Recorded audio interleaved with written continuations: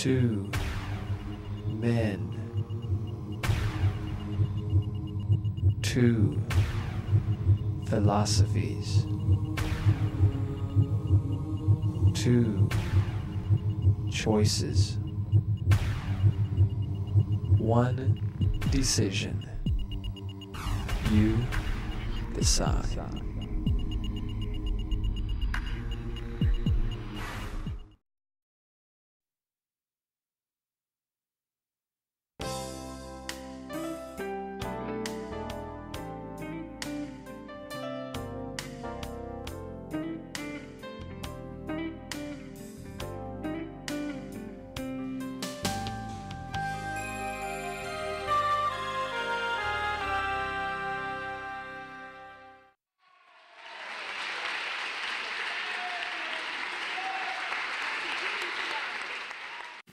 All right, well, it is an honor to be here tonight. My name is Kent Hovind. I was a high school science teacher for 15 years, and now for about 14 years I've been doing seminars on creation, evolution, and dinosaurs. I don't like sneaking up on anybody, so I'll tell you right now what I believe. I believe the Bible is literally true and scientifically accurate. I believe the evolution theory, as it's being presented in our universities, is one of the dumbest ideas in the history of humanity, and that's what we're going to talk about tonight. Evolution is not science. That's my contention. Now, before we get too far into this, we need to define a couple of terms, I guess. I have nothing against science. I taught science for years. I like the subject of science. But there is some poison mixed in with our science books. And that's all I'm concerned about. There are some lies that are used over and over and over and over to promote this evolution theory. Science is things that we can observe and study and test and demonstrate. Nobody's ever observed any evolution. Nobody's ever seen a dog produce a non-dog. Now, if you want to believe it happened, that's perfectly fine, but that now becomes part of your religion. That is not part of science.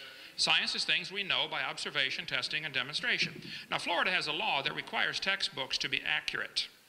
All instructional material shall be accurate. Texas has a law that says instructional materials shall be factual, and theories shall be clearly distinguished from facts. Wisconsin has a law that says textbooks shall be accurate. Alabama has a code that says textbooks shall be adequate and current. I think these are all very reasonable laws, by the way.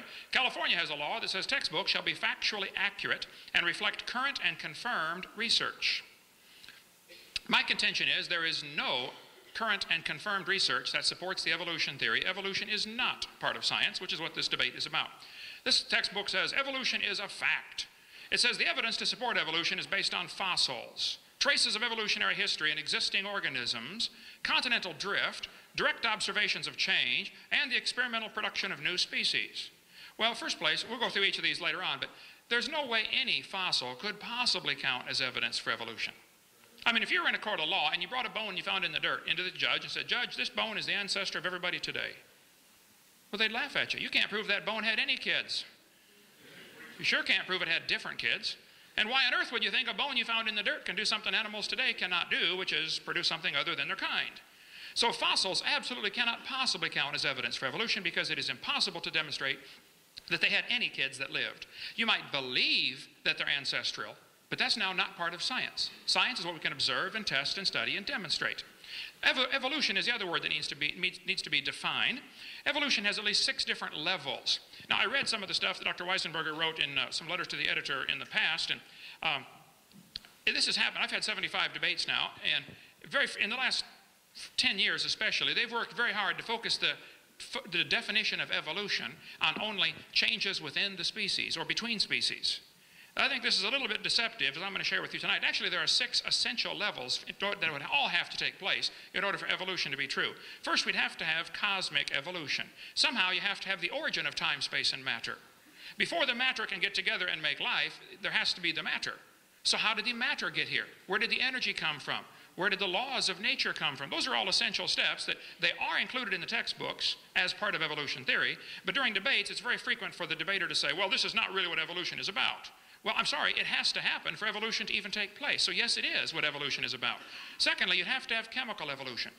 According to the Big Bang theory, the Big Bang produced hydrogen and maybe some helium. Well, then how on earth did we get all these other elements? You mean uranium evolved from hydrogen? We see lots of elements decay, break down. We don't see them go up without enormous energy input. And now you're back to the chicken and the egg problem. You have to have the stars already existing to produce the higher elements. So you really got a problem. Either stellar evolution or organic evolution or chemical evolution had to come first. But either way, you have a chicken and an egg problem. Thirdly, you have what I call stellar evolution, which is where the stars would have to evolve. Nobody's ever seen a star forming. One professor said, oh, we see a star forming right now in Crab Nebula. I said, no, you don't. You see a spot getting brighter. You're assuming it is a star forming. It could be the dust is clearing and there's a star behind it. The fact is, we have never observed a star forming. We see stars blow up all the time. It's called a nova or a supernova. And yet there's enough stars out there right now that everybody on Earth can personally own 2 trillion of them to yourself.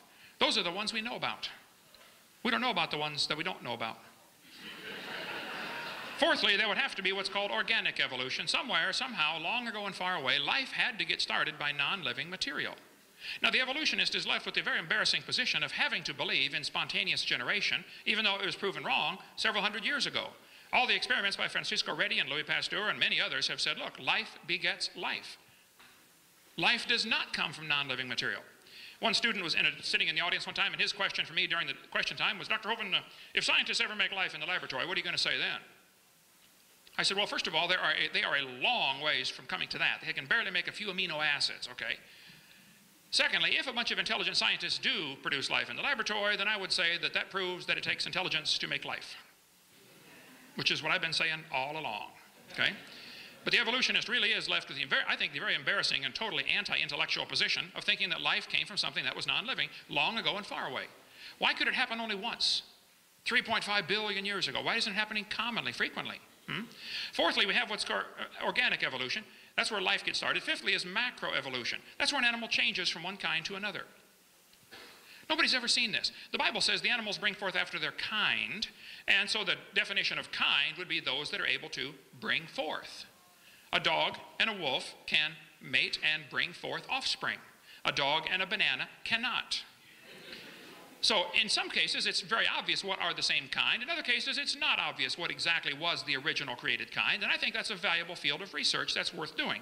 What were the original kinds? Probably the horse and the zebra descended from a common ancestor. That doesn't mean the horse and the pine tree descended from a common ancestor. So macroevolution is where you change from one kind to another. Nobody's ever seen that. Lastly, we have what's sometimes called microevolution. I object to this term. I think it's confusing because it's not really evolution. It's just a variation of the same kind of animal. But if you want to call it microevolution, I'll buy that with the qualification that I object to that, because it's really just a variety within the same kind. The first 5 steps that would have to take place are actually totally religious. Now, the professors that promote evolution are always trying to focus the attention on microevolution, where there are millions of examples. I mean, I agree, this one happens. There's no debate. Variations happen. The question is, are they limited or unlimited? And I think the obvious observations for the last 6,000 years of human history tell us variations are limited. You might get a big dog or a little dog, but you get a dog every single time. No exceptions. According to the Big Bang Theory, though, the Big Bang teaches 18 to 20 billion years ago, there was a Big Bang where nothing exploded and produced everything. And 4.6 billion years ago, the Earth cooled down and formed a rocky crust. This is what the textbooks teach. Now, how some professors can say this is not part of evolutionary theory, I don't understand that, because it is part of evolutionary theory. It is an essential step. You have to get the Earth here before anything can evolve on the Earth. And so they say the Earth cooled down and a rocky surface was created. And they say as the Earth formed, it was like the moon, and the Earth's surface was hot, and there were large pools of bubbling lava. But oceans formed as it rained on the rocks for millions of years. This is what's in typical textbooks all across the world as part of the process of life getting here. This textbook says, then millions of years of torrential rains created great oceans. Yes, boys and girls, swirling in the waters of the oceans is a bubbling broth of complex chemicals. Progress from a complex chemical soup to a living organism is very slow. Wow, I guess it is. It's totally stopped. It doesn't even happen. That's how slow it is. This is pure imagination. This is a fantasy, okay? If they want to believe that, that's perfectly fine. But I resent them using my tax dollars to cut down a perfectly good tree and print that and sell it to the kids and teach it as if it's a fact. It's not science. This textbook author says the first self-replicating systems must have emerged in this organic soup. So the evolution theory teaches basically 20 billion years ago, Big Bang, 4.6 billion years ago, Earth formed, then it rained on the rocks for millions of years, turned them into soup, and the soup came alive 3 billion years ago. And this early life form found somebody to marry. Now there's a good trick. And something to eat, of course, and slowly evolved into everything we see today. That is pure fantasy. There's Grandpa, the soup right there, okay? Now, there's no question there's a lot of dogs, okay? No question. But the evolution theory believes all the dogs came from a rock. I would agree that all the dogs came from 2 dogs on Noah's Ark, but I would not agree that all the dogs came from a rock. So basically, the 6 stages would have to go like this. There'd have to be cosmic, chemical, and stellar evolution during the first few billion years of this imaginary history of the world. Then we'd have to have organic evolution somewhere, somehow life has to get started. Then we have to have what's called macroevolution, where this life form changes to different kinds of life forms. Nobody has ever seen any of those, okay? Lastly, we have what's sometimes called microevolution. This one happens. That's all we observe. That's the end of science. Everything preceding this is pure religion, which you are welcome to believe. I don't care what you believe. You can believe whatever you want. But don't call it science, and don't make all the taxpayers pay to teach it to the kids like it's part of science, because it's not. But just the jump from micro to macro takes an enormous leap of faith and logic. We never see a dog produce a non-dog. This is pure fantasy based on imagination. I want you to look, though, how the textbooks will change the definition of the word evolution. This textbook says evolution is change over time. Oh, well, who can argue with that? I agree, things change. Then it narrows it down. In other words, living things have changed over time. Oh, now you've narrowed it down to living things. Well, it looks to me like you're skipping the first 4 steps that would have to happen. I mean, what happened to cosmic, chemical, stellar, and organic? I mean, you're just going to ignore them as if it just take it as a given? I don't think so. That's a really major flaw in the evolution logic. Third, then they narrow it down again. Evolution can be defined as a change in species over time. Oh, well, I don't know anybody that would argue with that. Species change over time. The question is, are they limited? And the question is, do these changes lead to any macro changes? And the answer from all observable science is, no, they do not. If you want to believe they do, or they could have, or they might have, or given enough time, well, you're welcome to believe whatever you want. But now you've just gone into a fantasy world of religion. You've left science. And the topic of the debate tonight is evolution science. The first 5 meanings of the word are not science. What they really mean by evolution is all 6. They want you to think all 6 definitions are connected, and I can assure you they are not. There is no relationship between any of those. So what evidence do they give for the kids to believe this evolution theory? I collect textbooks. I have hundreds of them. Here's the typical evidence they use to support evolution, and I'm sure we'll see some of this tonight. They're going to say we've got evidence from fossils. I pointed out no fossil is it cannot possibly count for evolution. Evidence from structure. Evidence from molecular biology, DNA, we'll get into that. Evidence from development. They say the process of evolution is based on natural selection. Well, there's no evidence to support evolution except things that have been proven wrong years ago. We'll get into those in a minute. If there's real evidence for evolution, then please show me, but don't lie to the kids. I just think lies ought to be taken out of the textbooks, and then if you have anything left to support your theory, great, show it to me. But I'm telling you, what's being shown to the kids in this university to support the evolution theory is a bunch of things that have been proven wrong years ago. Get them out of the books and give me some real scientific evidence. Evolution is based on 2 faulty assumptions. They say mutations make something new and possibly better, sometimes worse, but they hopefully is better. Nobody's ever seen this happen. Then secondly, natural selection is supposed to make it survive and take over the population. Well, if you follow that logic through, evolution is a religion of death. In order for evolution to work, one animal has to evolve a little better than the rest. Then what must happen to the rest of them in order for this good change to work? They all got to die. You follow that logic just a few more steps and you're Adolf Hitler. Let's just speed up the process and kill off those that we think are inferior. And we'll save the superior ones, you know, the blonde-haired, blue-eyed Norwegians and Germans. Yeah, sure, you betcha, okay? This textbook says mutations are the original source of variation. There's no question mutations happen, but they do not produce evolution. Mutations produce changes that are almost always fatal or certainly harmful. Nobody's ever demonstrated a positively beneficial mutation. There's a 5-legged bull, that's a mutant, but no new information is added. Here's a short-legged sheep, that's a mutant. But again, no new information is added. It's a loss of information. Here's a 2-headed turtle, that's a mutant. It's not ninja, but it's mutant, okay? And he's going to freeze first winter because nobody makes a double-neck turtleneck sweater. See? Mutations are scrambling existing information. Like scrambling up the letters of the word Christmas, you can get all sorts of different words. But you will never get Xerox, zebra, or queen out of the word Christmas because the letters are not available. A mutation should really produce some new information. This textbook shows the kids a fruit fly.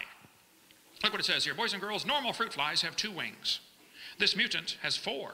By the way, he can't fly. This rare mutation, like most mutations, is harmful. Then it says, beneficial mutations are the raw material for natural selection. Oh, now hold on just a minute. Why didn't they give an example of a beneficial mutation? Why would they show the kids a bad one and then tell them, good ones is how it works? Show me a good one. Nobody's ever seen a good one. One guy told me, oh, I know a good one. He said, people in Africa that get sickle cell anemia cannot get malaria. Well, that's just brilliant. That's like saying if you cut off your legs, you can't get athlete's foot. Both sickle cell and malaria are detrimental. That's not an advancement. Think about it. They're going to say evolution and natural selection go together. No, it does not. Natural selection selects. It doesn't create, it selects. You can only select if there's something to select from. We had at our place a few weeks ago the world's smallest horse. Suppose I said, I'm going to get all the horses in the world, and I'm going to try to get horses that are the size of a flea. So anything over the size of a flea, I'm going to kill them all, and let only those under the size of a flea survive. How long would it take me to get a population of horses the size of a flea? It'll never happen because I have nothing to select from. Natural selection selects, it does not create. And how they get this idea that natural selection will create something, I don't know. It just simply selects. All biologists know it does not create properties. But Darwin said evolution by natural selection was going to be the way it happened. And this textbook says evolution by natural selection had occurred in just 1 year with the finches. Oh, come on. Darwin observed 14 varieties of finches on the Galapagos Islands. All he saw was that finches produce finches. Now, if you want to believe they came from a rock, well, you just go ahead and believe that, but that's not science. This textbook says natural selection can lead to evolution. I disagree. That is simply pure propaganda. Natural selection selects. It does not lead to any changes within the kind, or other than within the kind. It only causes varieties to be produced. If you worked in a factory that produced cars, and your job was quality control, check the cars before they sell them. You know, kick the tires, slam the doors, walk around, drive it, see if it works, okay? If you weeded out every single mistake, how long would it take to change the car to an airplane? You say, it never will. That's my point. Quality control can make it a good car and keep it a good car, but it can't change it to something else. And natural selection can keep it a good species, but it can't change it to something else. That's the whole point. You may get a big dog or a little dog, but you're going to get a dog, folks. There are some pretty bizarre varieties among the dog family, but they're all dog. And believe it or not, the Chihuahua and the Great Dane are still interfertile, except for a few mechanical problems, but it can be done, okay? Probably the dog, the wolf, and the coyote had a common ancestor. I wouldn't argue about that. But every kid knows they're the same animal. Anybody in the room here 5 or 6 or 7 years old? No, little ones. Well, I normally do this with a 5-year-old, and I'll ask them, okay, boys and girls, here we have a dog, a wolf, a coyote, and a banana. Which one is not like the others? Every single time they get it, okay, it's the banana. A child can tell you it's always the same kind. National Geographic ran an article about wolf to woof, how dogs evolve from wolves. I agree, but it's not evolution. It's a variety of the same kind, and they're still interfertile. And that's what the Bible says the kind definition was, those that can bring forth. So nothing new was created. The Bible says they bring forth after his kind, and if you got an exception to that, I'd like to see it. Variations happen, but they are limited. Farmers have been trying for years to get bigger pigs, but they're never going to get a pig as big as Texas. There are limits. Roaches down where I live in Florida become resistant to pesticides after a while. Like bacteria become resistant to drugs. I agree. But the roaches will never become resistant to a sledgehammer. Okay, there is a limit. And the bacteria have limits to how far they can vary within their already existing gene code. They always produce the same kind of plant or animal. That's not really evolution because the information was already present in the gene code. No new information is added. Real evolution would be new information. How long would the Chihuahuas last in the real world, huh? All these varieties that we get, if it wasn't for somebody protecting them, they wouldn't survive. Turn all the Chihuahuas loose back into the woods. They'd run up to the wolf. Yip, yip, yip, yip, yip. Crunch. End of gene pool, right?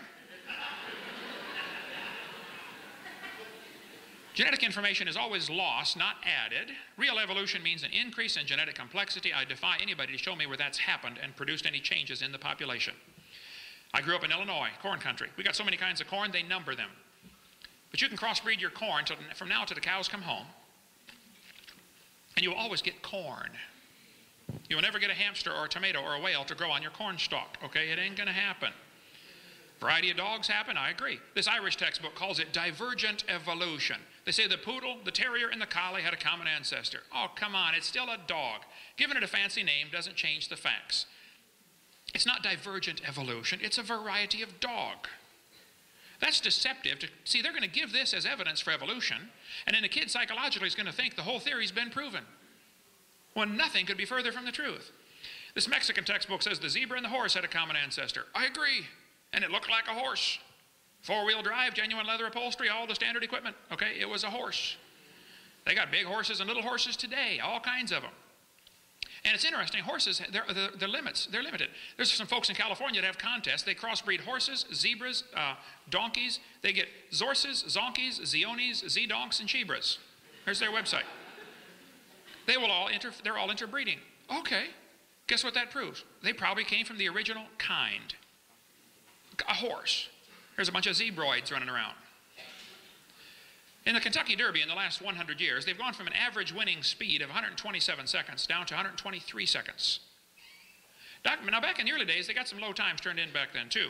But let me ask you a question. How much money would you guess has been spent on the Kentucky Derby trying to breed faster horses? Millions and millions and millions of dollars, right? Now, I don't know if they've reached the absolute limit or not. I don't know. But I suspect they're getting kind of close. And the point is, they're still horses, and there seems to be a stone wall here. You can't go faster. If you really want to win the Kentucky Derby, why don't you breed wings on your horse and fly around the track in 12 seconds? All I'm trying to point out is, variations certainly happen, but they're limited. And the evolutionist does not want to confess or admit there are limits. He wants to imagine that it can go on forever indefinitely. Well, you just go ahead and imagine all you want, but keep your religion out of the school system. There's a variety of cows, no question. They probably had a common ancestor. It was a cow. There's a bunch of chickens. What kind of chicken you want? You want to get cherry eggers, brown leghorns, golden comets? This magazine that sells chicken says, boys and girls, jungle fowl are the original bird from which all varieties and strains of domesticated chickens are derived. You know, all the chickens had a common ancestor. Guess what it was? Chicken. Yeah, that's the point. Textbooks will tell the kids that the peppered moth is evidence for evolution. They counted the moths on the trees. They said it was 95% light moths and 5% black. Then, so the story goes, they burned coal in the factories and the trees turned black. And they counted the moths again, renewed their government grant, and found out it's now 5% light and 95% black. The truth of the matter is the whole story is a phony. It didn't happen, okay? The guy glued dead moths on the trees to take that picture for your textbook, okay? After 40 years of watching, they found 2 moths on the trees. 2. What's 95% of 2? But they still keep teaching this in the books, even though it's been proven wrong years ago. Tulsa Zoo, a couple of months ago I was there, still has this up as a display. Come on, take that down and tear that page out of your book. That's not evidence for evolution. You want more on the peppered moth, get the website iconsofevolution.com. There's a bunch on there about this topic. Textbooks will tell you kids, you've got a vestigial organ called the appendix. You don't need it anymore. Well, that's simply a lie. You do need your appendix, okay? It is not vestigial. There are no vestigial organs. Your appendix is part of your immune system. Now, if you take out your appendix, it's true you can still live, okay? But you will have a higher susceptibility for quite a few diseases. Did you know you can live without both your legs and both your eyes and both your arms? That doesn't prove you don't need them. The fact that you can live without something does not prove it is vestigial, and that certainly is not evidence for evolution. Think about it.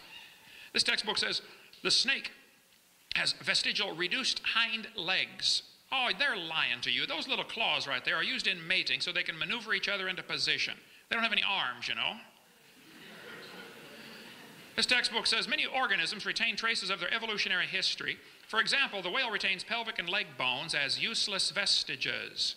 Whales have a vestigial pelvis and leg bone that serve no purpose. They have hind limb bones that have no function. This is in textbooks all across the world. Just imagine whales walking around is true. What are they talking about? They're talking about those bones right there. Just imagine the whale walking around. I can't imagine. It says the whale's pelvis has no apparent function. The whale's pelvis is evidence of its evolution from four-legged land-dwelling mammals. This is simply a lie, okay? Those bones are necessary. There are muscles attached to those specialized bones to allow the whales to reproduce. It has nothing to do with walking on land. It has to do with getting more baby whales. So the guys that are writing this in their textbooks are either extremely ignorant about whale anatomy, and they should not be writing a book about it, and certainly shouldn't be teaching about it, or they're lying to you, trying to give you evidence for their theory. That's not evidence for the theory. Those are not vestigial pelvises. Any more than your kneecap, since it's not attached to other bones, is vestigial. Okay, or the hyoid bone, it's not attached either, but it's not vestigial. These bones are anchor points that muscles attach to for reproduction. This textbook says humans have a tailbone that is of no apparent use. Its vestigial structures is viewed as evidence for evolution. Oh, the tailbone is not vestigial. I was in a debate in Alabama with the president of the North Alabama Atheist Association. He got up in front of God and everybody and said, folks, we got proof for evolution. Humans have a tailbone they no longer need. I said, Mr. Patterson, I taught biology and anatomy. I happen to know there are 9 little muscles that attach to the tailbone, without which you cannot perform some valuable functions. I won't tell you what they all are, but trust me, you need those muscles. I said, now, if you think the tailbone is vestigial, I will pay to have yours removed. Bend over. That's not a vestigial tailbone, okay? And by the way, kids, if any biology professor or any anatomy professor ever tells you the tailbone is vestigial, my offer is still good. I will pay to have theirs removed. Tell them put up or shut up. It is not vestigial, okay?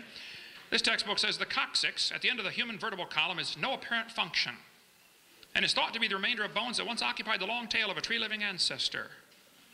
They told me when I was a kid, man used to have a tail, but he lost it because we didn't need it. I thought, didn't need it. Have you ever thought how handy a tail would be? Have you ever come to the door with 2 sacks of groceries? And you could open that thing up and walk right in there, you know. It's not vestigial. That's a lie. And a lot of functions for those tailbones, all right? There are no vestigial structures, and if there were, that would be the opposite of evolution.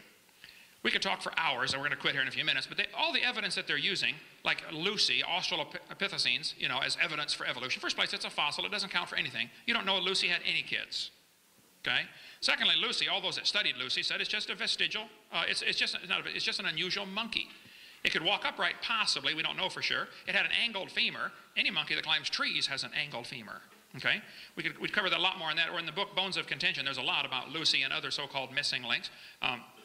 They give, in the National Geographic here, gives human feet to all of the hominid examples here. This is pure propaganda, okay? The feet are extremely different in these creatures. And there's no connection between one evolving to another and no evidence that one ever did.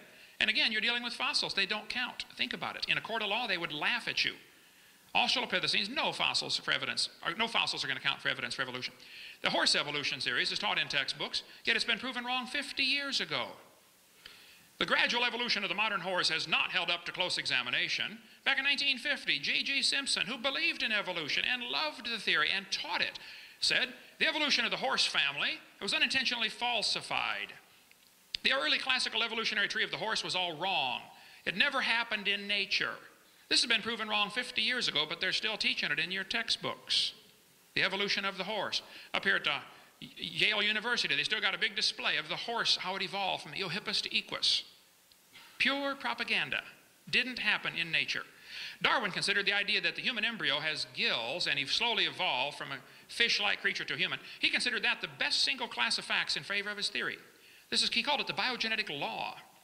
This Irish textbook says, it's talking about the gills here, the gill slits, show that these animals have evolved from fish and share the basic pattern of fish development.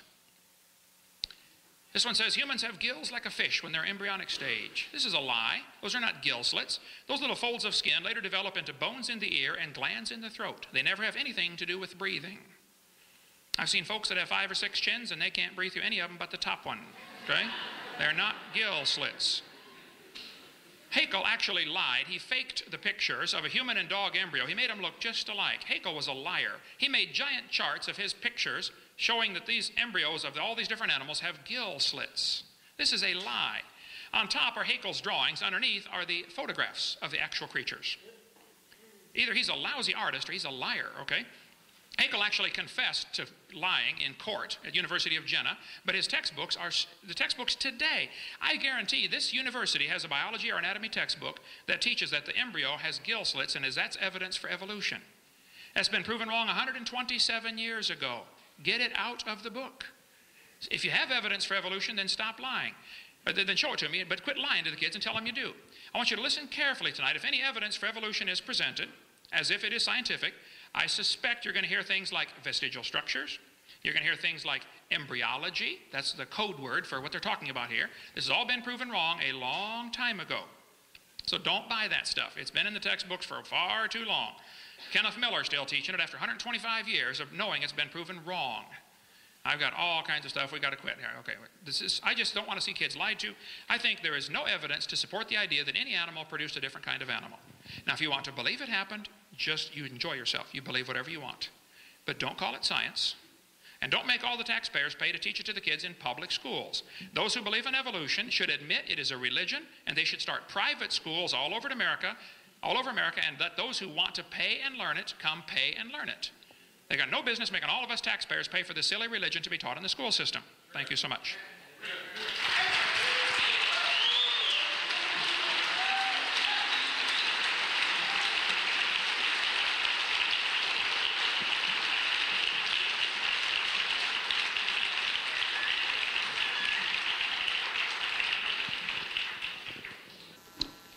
Let me get started by saying that, in fact, I'm not going to come here today and give you a class on evolution. You are more than welcome to come and take my class on evolution.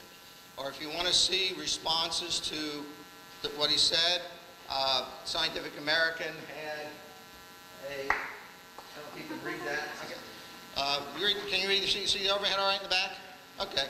Scientific American had a point-by-point response to the stuff that the creationists say. I wrote a letter to Scientific American after this. They didn't publish it. I think I know why. But and I said, excuse me, you just walked right into their trap, you fools. Right? What do they want, the creationists? They want to put their ideas, their theories, and evolution on a kind of equal basis, right? It's like right here. It's me versus him, right? And that's what they did in Scientific American. Love it. They say, oh, because now what they're going to do on their website, they'll say, oh no, Scientific American's all wrong.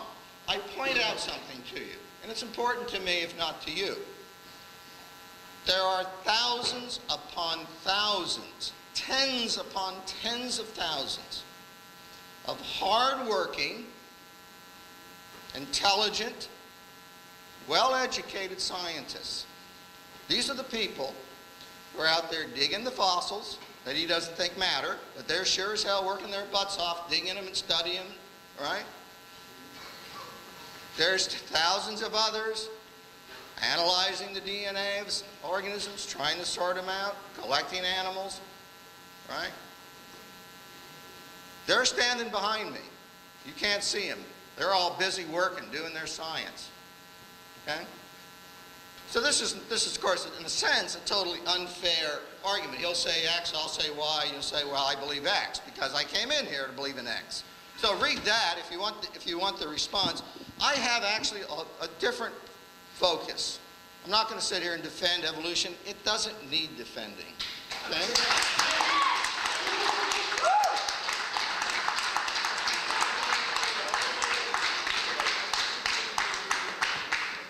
I want to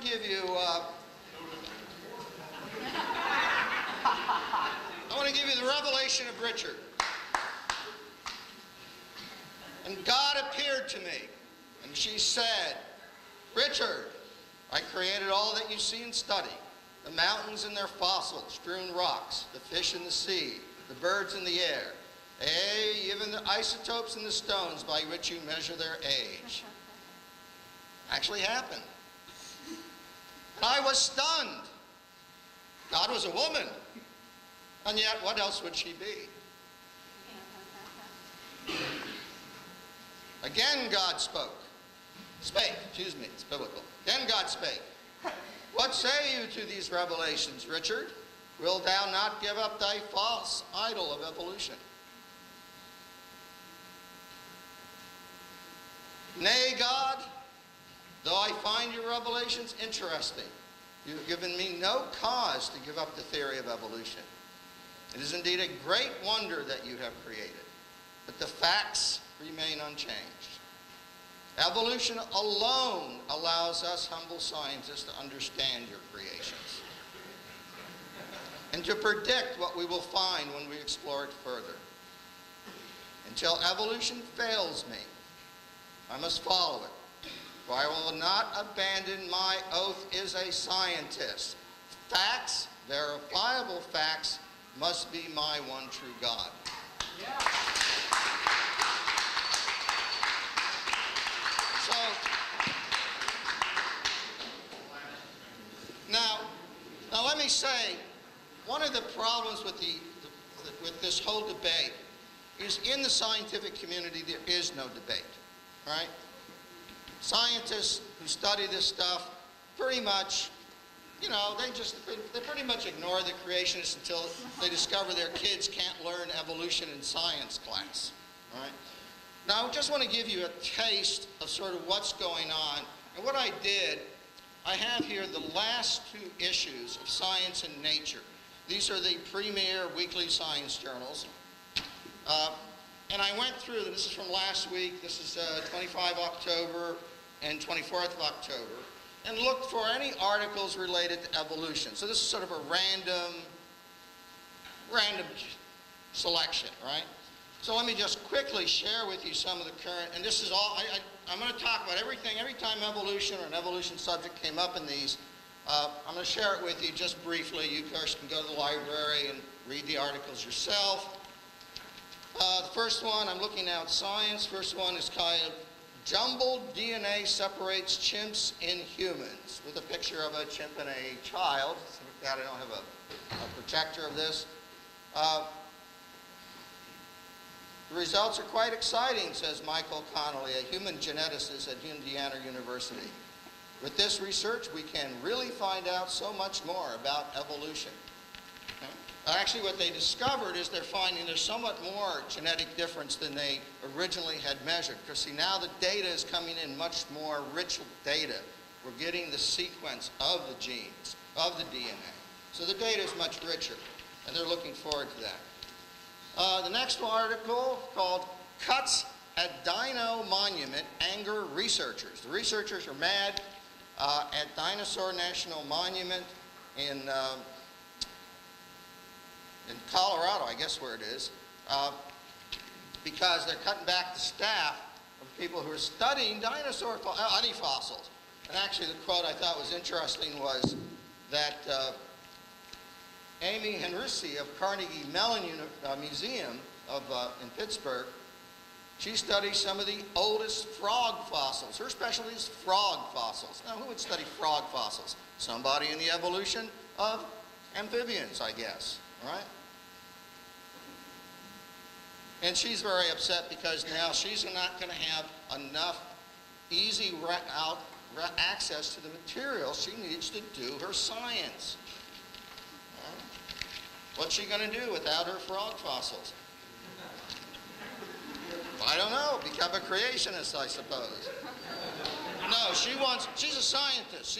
She needs facts. She needs data. She needs those fossils. Those fossils do tell a story. He says, oh, you can't prove anything by fossils. Well, you got to prove something by it. The next article is titled Darwin Retains Seat in Ohio. It's a news article having to do with the battle between creationists and evolution in Ohio schools, with an attempt to, of course, get the one version or another of creationism into the schools. What was interesting, actually, there was a survey did just before the vote. Case Western University did a survey. I don't know who they surveyed. It's a very short article. It says of 500 respondents, including some from fundamentalist colleges, 93% they were not aware of any evidence that challenges the principles of evolution. I don't know who those other 7% are. Maybe they are from those fundamental schools, but 93% is still pretty good. I think from working biologists, it's 100%. People who actually study biology.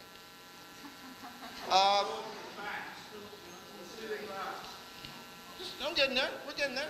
I'm giving you facts. You can look them up.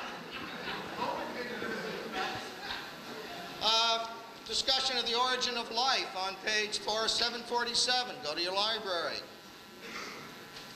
some articles here, and what's important actually in that discussion, it's actually a little debate about high temperature versus low temperature models for the what he calls chemical evolution.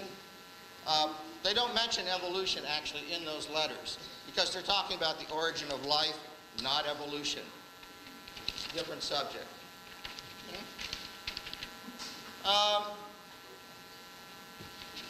Well, there's another thing here which is way too complex to get into about network theory. Pass on that one. There's another one about aging and the evolution of aging and how that could have happened, aging theories. You can, if you want, you can look it up and see how they're applying evolution theory to that study. Want some facts? I'll give you some facts. Okay, let me jump right ahead to that. I'll skip some of these other articles because it turned out there was really some interesting ones in this issue of Nature. Here's an article. You're going to love this title. Contemporary Fisherian Life History Evolution of Small Salmonoid Populations. Of course, he's going to say this is just microevolution, but they actually do it done is demonstrated through a study of the salmon population that it has evolved over the time that they've been studying it. So they actually have the actual data showing evolution in that population. And finally, in this issue, or not finally, there's one more, something about moths' mating preference. And they've done a study of moths and how the chromosomal structure in the moths and how the sexual gender is determined in moths relates to their evolution. And my point here is just to point out, evolution is, you know, it's part of biology. It's not going anywhere. It's not disappearing because it works. Finally, and I just thought I would share this, the final article, and when I got to it, I said, hallelujah. Amen. Amen. This one is called, this article, page 832, you can look it up, called Detecting Recent Positive Selection in the Human Genome from Haplotype Structure. It's got quite a few authors, Sabetti, Reich, Higgins, Levin, Richter, Schaffner, Gabriel, Plankto, Peterson, McDonald, Ackerman, Campbell, Ashla, Cooper, Kowalski, Ward, and Lander. They're from a variety of institutes, Oxford mostly, and also Mass General Hospital, Illinois, MIT. Now these poor deluded souls from all those institutions around the world have examined what are called haplotypes. I know you're not biologists, I don't want to get into it, but haplotypes are a particular type of genetic structure. And they've looked at those haplotypes, and from that, I'll quote for you, it says, core haplotypes, I'm sorry about all the, you know, sometimes the lingo is a little, it's just what it is. And I can't, you know, I'm not responsible for it. Core haplotypes, what's that? What a haplotype is? A haplotype is several genes on a chromosome that are inherited together. So what they're doing is looking at several genes that are inherited together and analyzing the pattern of that inheritance. And here's what they say. For haplotypes that have an unusually high haplotype homozygosity, I'm not going to explain that, indicate the presence of a mutation that rose to prominence in the human gene pool faster than expected under neutral evolution. And they conclude that these data show significant evidence of selection, that is evolution by natural selection. I just need to wet my whistle. So, now look, you know, I know you want me to stand up here and talk about the wonderful fossils in the peppered moth. I don't like errors and lies any more than anybody else in textbooks. I can tell you, by the way, I'm writing a textbook myself, and putting figures in a textbook is a nightmare, and I now know better why those textbook figures keep popping up over and over again. Okay? What I'm here to do is teach you a little bit about science, because here's the fundamental problem. Creationists don't do science. They don't understand science. They're clueless.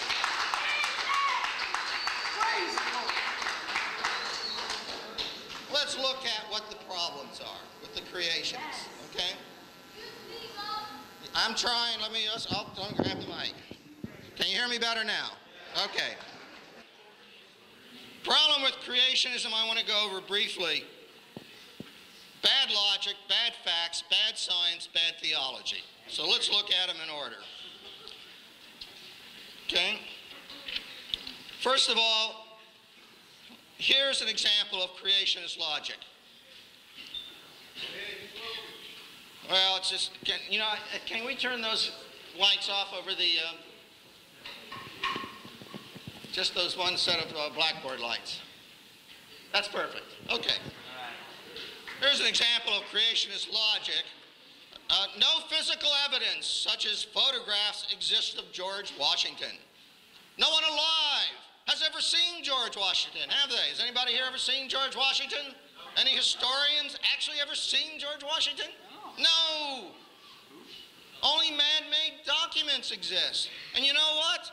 Some of those documents are forgeries.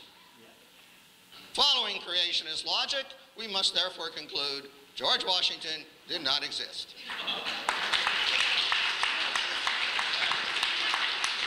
Look, that's not the way science works. Okay? Science is a process of debate between alternative explanations. If you're going to challenge evolution, you've got to come up with a better theory, one that offers explanations. Now, I know that Dr. Hovind has a $250,000, it's still $250,000? I'll make it $1 million. $1 million, well, all right.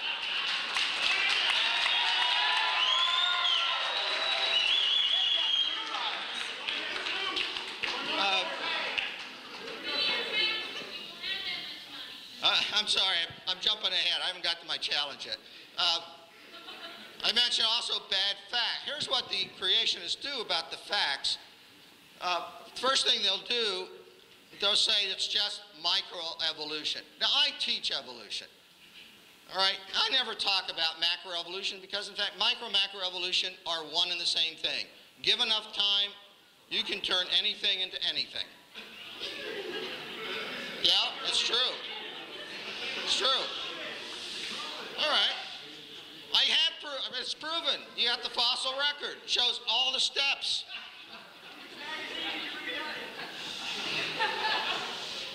Now, if he can, the problem here is what is a type? You know, he says, okay, a chicken's a chicken. But wait a minute, a chicken's also a bird, right? Birds give rise to birds. It's not that much difference between a chicken and a turkey. Maybe they have a common ancestor, right? And so on back in time till you get to something, Archaeopteryx, right? Check a bird with a beak. Well, it's just a fossil. Shh. Worse than my students. All right, so typically what the creationists do, they'll deny the existence of tens of thousands of transitional fossils. Go to a museum, look at the fossils yourself. They're there. They are there. They do exist. Scientists who study these things believe they tell a story, just as historians who study documents, which are nothing more than fossils, historical documents are nothing more than historical fossils, except they're made by man. Fossils are actual physical objects. Okay? They harp about the occasional error. God, if I hear about the peppered moth one more time, I'm going to vomit. I don't teach the peppered moth. The peppered moth story, we know one thing that we actually measure. The number of black and white morphs changed over time. There are different theories as to exactly why that happened. That's the peppered moth. Okay? Same thing with Henkel's diagrams. Come on, we got a lot better pictures of that than that. Biologists didn't quit studying this stuff with Darwin, you know. Typically, you know, the creationists remain ignorant of current research. I just showed you some. You won't hear creationists attacking that because they don't know about it. Whenever a physicist, chemist, geologist, astronomer, zoologist, geneticist, paleontologist, or any other fully qualified scientist makes a discovery that supports evolution, typically creationists ignore it, treat it as some kind of conspiracy, misinterpret it, claim it actually doesn't exist. And this part really gets my goat. They require of evolution perfect data and absolute proof, but accept even the most superficial evidence in their support of their position. The real world and real science is real. You know, there are gaps, there's data. You know, I've done experiments. I've been in the lab, and I've been out and looked at fossil beds. It's a messy business. Let them do as well. Now, the real problem is creationism is not even a proper science. To be a proper science, you have to have an explanation for something that you can test. I looked really hard for a theory of creationism. And this is the best I could come up with. This is a Gary Larson cartoon, and I studied it very hard, and I understand some of it, but I cannot figure out what the duck is all about. Okay?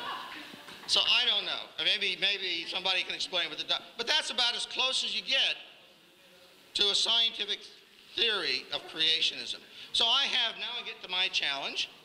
This is my $250,000 to the creationists.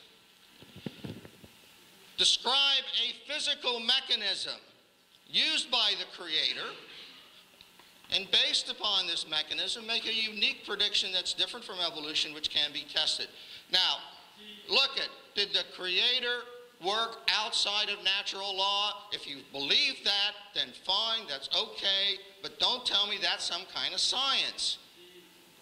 Science is about how things work and trying to understand how things work. If you're going to give me a creation theory, you got to at least make an effort to tell me how it was done so I can test it. Can't test it. Not science.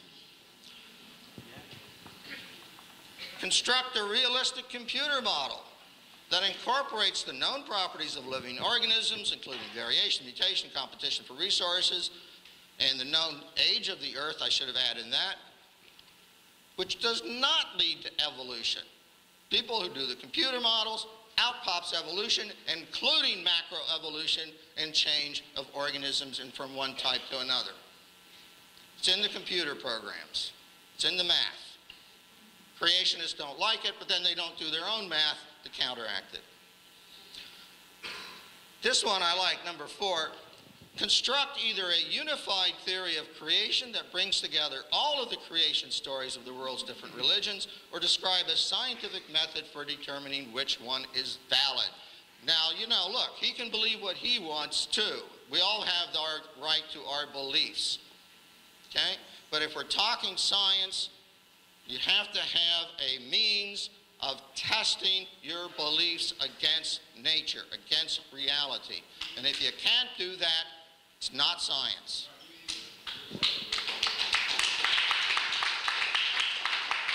Let's talk about,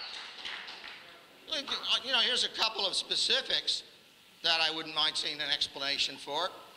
Explain why the Creator placed unique species on the islands of the world, as well as different species on different continents. I guess there was a whim of the Creator. Evolution explains that naturally. It's a process of evolution.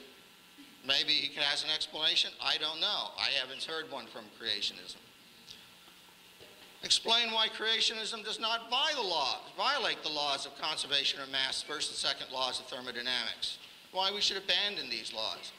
You know, one of the things that really gets my goat is sometimes creationists will say, well, you know, evolution violates such and such a law of nature. You know, first law, second law, whatever. Wait a minute, you're talking about a process that's outside of natural law. How can you attack us who understand and use natural law? It's a mystery to me. Okay?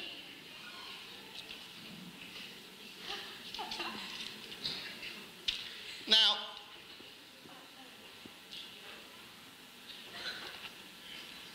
pointed out, then creationism misuses the facts, all right? Bad science. It's also bad theology. Let me just tell you a little story. True story, actually. Some of my stories are true. When I was in college, I'm an evolutionary biologist. Well, you can't believe me. When I was in college, I had a roommate who was a born-again Christian, and he used to, every night, would read the Bible. And frankly, it used to irritate me. He'd have the light on, and I'd be trying to sleep, and I'd hear those pages flip. And I said to him one day, I said, come on, that Bible, you can interpret it any which way, blah, blah, the usual argument that you get between somebody of my beliefs and somebody of his beliefs. So I took the Bible from him, and I said, look, I'll interpret something in the Bible. I opened it up, and I wound up in Revelations. And started reading the seventh seal, and here are some bits from it. And he opened the pit, and there arose a great smoke out of the pit as the smoke of a great furnace, and the sun and the air were darkened by reason of the smoke of the pit.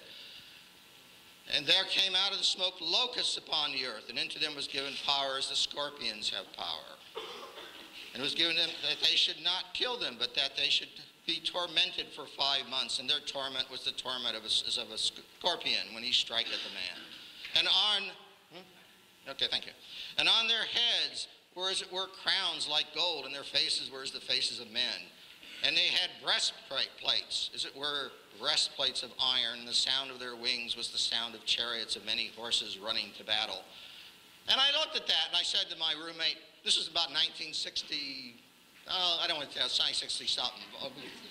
I've been around for a while. But it was at the height of the Cold War, right? Where we were afraid that we're going to have a nuclear holocaust. And I said, oh, well, this is easy. I can interpret that. The pit, that's an underground missile silo. And these locusts with breastplates of iron, those are the missiles, right? And they come out of the ground. There's smoke. There's a great furnace, right? And there's this sound of many chariots as the rockets come from the earth, and kaboom, and then you get, a nuclear attack and radiation poisoning, and And I was saying all this to him, and then all of a sudden I thought, and he looked at me, and he said, you see? And I went, oh my gosh, that's quite yeah, that's really something. Yeah. Now, if I was interpreting this today, I would make it a little different. I'd probably say that the 5 months torment here, that's probably from Saddam Hussein and his factories of biological or chemical warfare, and that the interesting was the breastplates of iron and the faces of man, these locusts had the faces of men. I said, yeah, that would probably be a portrait of Saddam Hussein, because he puts his portrait on everything, beyond the missiles too. Look, my point is this. I know he's a good Christian. My opponent's a good Christian, and many good Christians here. But doesn't this tell us then that we better get out there and start killing locusts? Can we not be moved to action? Right? Especially, we got to go looking for armor-plated locusts. Got to kill them before they do this to us. Now, come on. Whatever your religious beliefs, I'm sorry, that kind of interpretation of the Bible just doesn't wash. Either is good theology or is certainly as good science. I want to finish. I'm finishing. It's my last. Okay, it's my last overhead. Perfect timing. Thank you. Look, I know that my opponent has talked about this being a kind of a battle. Creation is battle cry. Here's what they tell you. And I see there are some young people, some children in here, some students, and this is what they tell you. And I find this offensive. Reject evolution or reject your faith. That's what they tell you. They tell you this is the battleground, right? If you are an evolutionist, you believe in evolution, well, then you've got to reject that particular version of the faith, right? Can you be a good Christian and reject and accept evolution? Well, okay, there you go. And I say to them, that is not the way it should be. There's a peace offering, okay? Science and religion deal with different domains of human experience. If you want to have a battle and you want to put your religion toe-to-toe with science, nobody gains, right? You say to the young person growing up who's studying biology and learning about fossils and learning about DNA, you say to that young person, hey, don't accept that, otherwise you can't be a good Christian. Now, I'm sorry. That's offensive. Okay?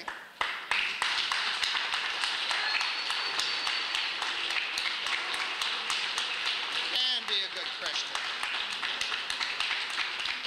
You can accept facts, scientists, there are many good Christians, many good Jews, many good Buddhists, Muslims, whatever, in the scientific community who study evolution. And they deserve the respect that they've earned from their hard work. Okay? Thank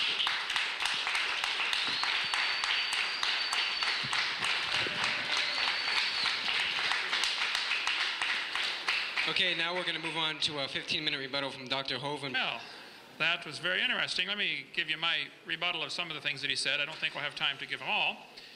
His consistent theme throughout his talk was basically based on majority opinion. You know, in the scientific community, there is no debate. This implies, of course, you know, if you don't believe in evolution, then you're not a scientist. And if you do, you know, you can't be a scientist without believing in evolution. This is simply not true. And this is a very flawed logic used in any debate to say that majority opinion supports your position. First, I don't think you could prove that it's true, okay? I think you'd find there are thousands of scientists very actively involved in major branches of science that are strong Bible-believing creationists. But I want to point out, the debate tonight is about evolution, science, and he continually brought in, you know, things about creation, which is not what the debate's supposed to be about, okay? I'm willing to debate that, but that's not the topic tonight. Okay. He said there are tens of thousands of scientists digging fossils and they support evolution. Great. Tell them, go for it. There were tens of thousands of people who thought that big rocks fall faster than little rocks at one time. That was taught for 2,000 years in the school system.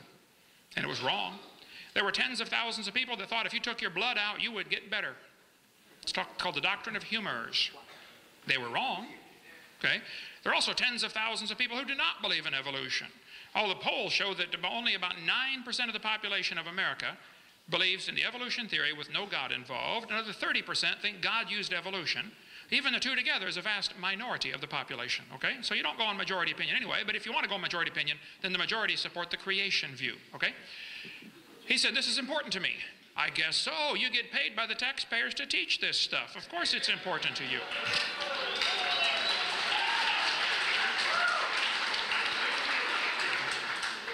This argument for majority opinion implies those who don't believe in evolution are dumb. How many of you would understand that? He said, we walked into their trap. They want to put creation and evolution on an equal plane. Well, this is certainly why the evolutionists try very desperately to avoid any debates. We get turned down. I get turned down about 200 times for every one we get accepted for to do a debate on this topic. And their arguments are, we don't want to put them on an equal plane. Well, the Soviet Union teachers would say the same thing 20 years ago. We don't want to talk about capitalism and communism together. We don't want them on an equal plane because we know communism is so superior. This is obviously flawed logic about the equal plane argument that he mentioned. Students ought to be able to see all sides of the issue. If you're not showing all sides of the issue, you're indoctrinating, you're not educating.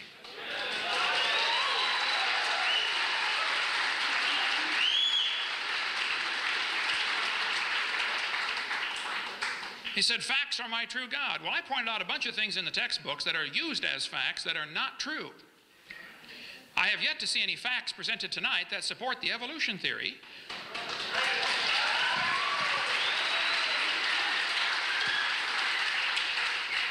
Also, I'd like you to show me any facts that have stood the test of time. I don't know if you caught what he said earlier, but he talked about creationists don't keep up on the most current research. The most current research. Well, first place, I think a lot of creationists, myself included, try to keep up on the most current research. But the fact of the matter is, the evolutionists are always relying on the most current research. They'll say, well, we just discovered in the laboratory. I say, wait a minute, right there. This theory's been around for 140 years. You're relying on things that are just discovered and haven't stood the test of time yet. Like the one in November 99, when National Geographic ran the big article about the fossil half bird, half reptile. 3 months later, it's proven fraudulent.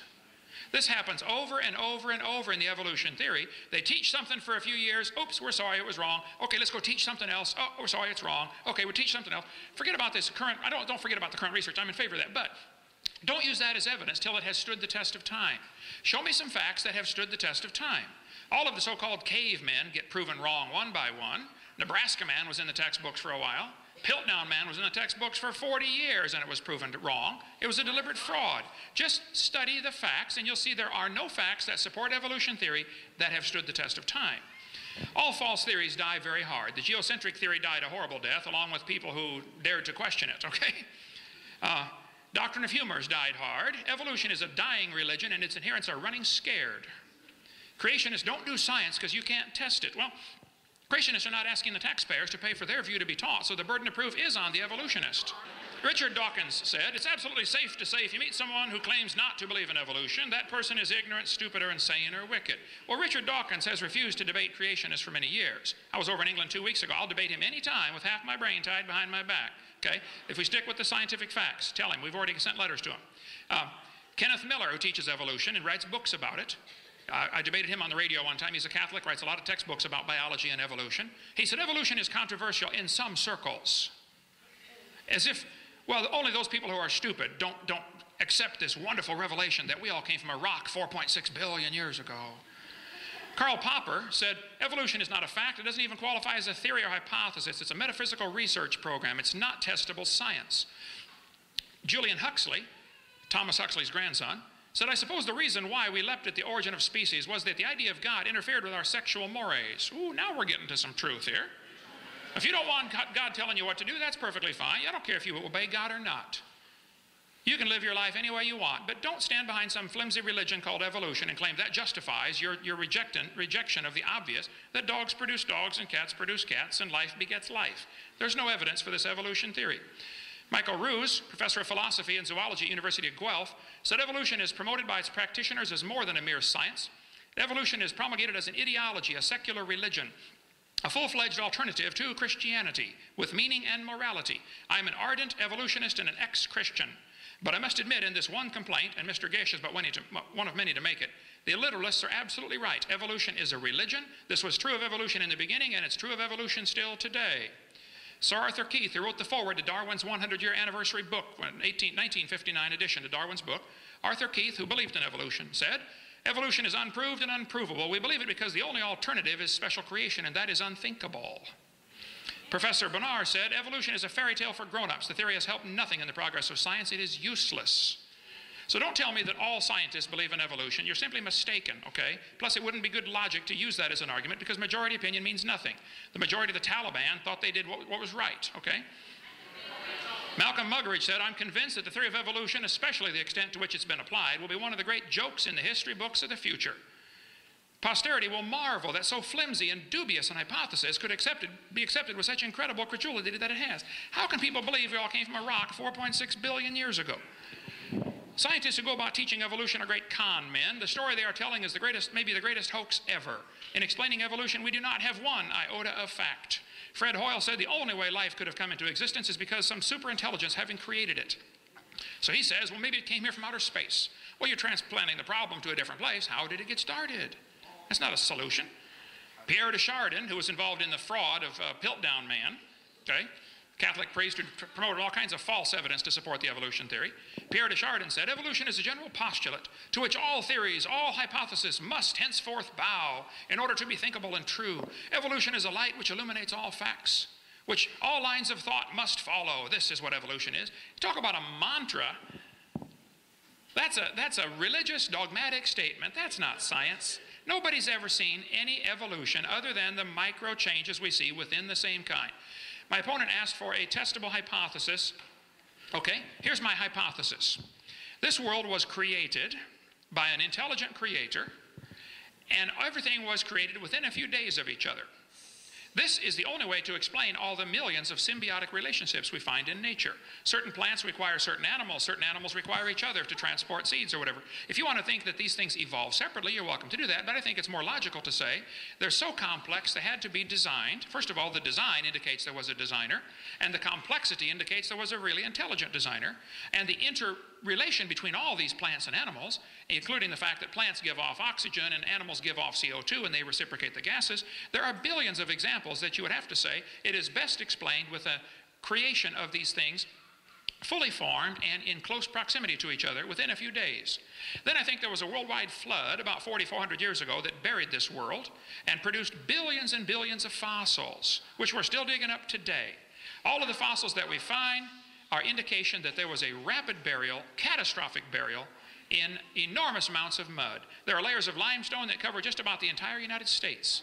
The fossil layers, the layers of rock that we see, the so-called geologic column, by the way, the geologic column does not exist except in the imagination, but the layers of the rock that we see are best explained by being deposited very rapidly, within just a few moments of each other, actually. All over the world, petrified trees are found standing up, running through multiple rock layers. People say these layers form separately over millions of years. I just don't think that's logical. Can you focus that just a little bit for me there, brother? Turn the outer one. If somebody wants to believe that these layers form, separately over millions of years, they're welcome to do that, but I think that the scientific evidence would say this is simply not true.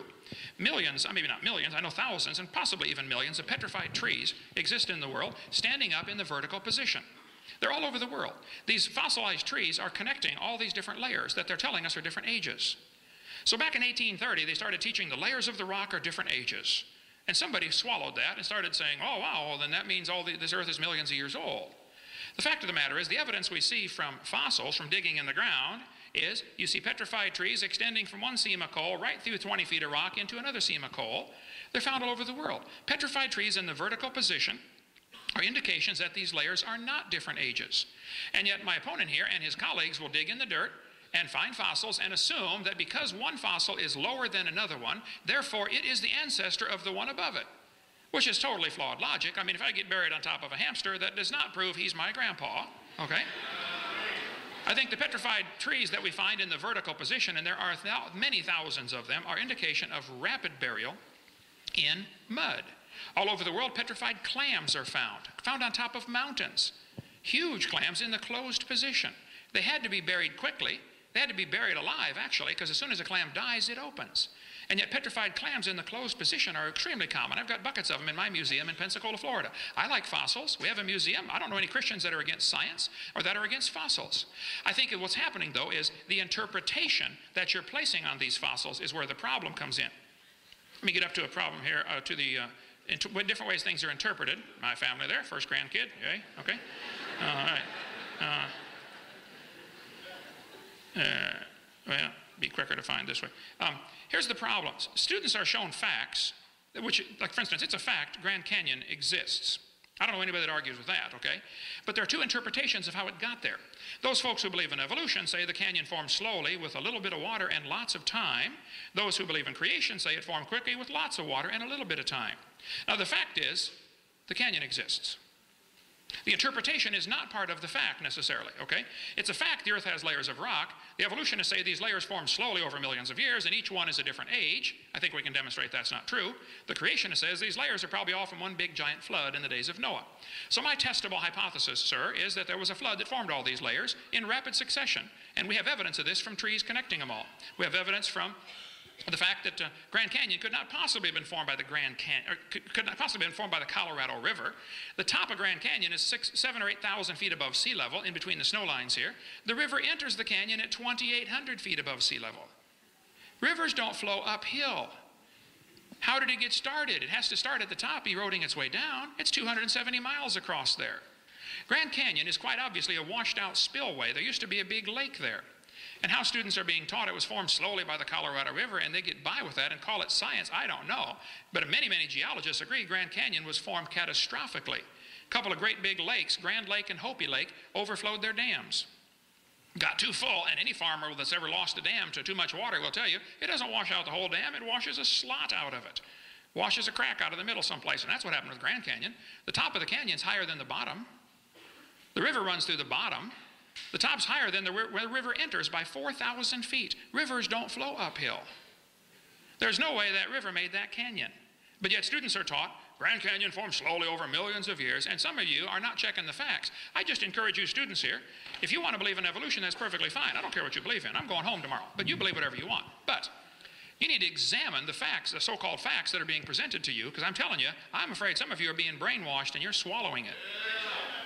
And I suspect I know the reason why. It might be like Julian Huxley. You might like that evolution theory because it gives you freedom from the Creator. Oh, well, you just do whatever you want. But we'll see Judgment Day what happens. Thank you.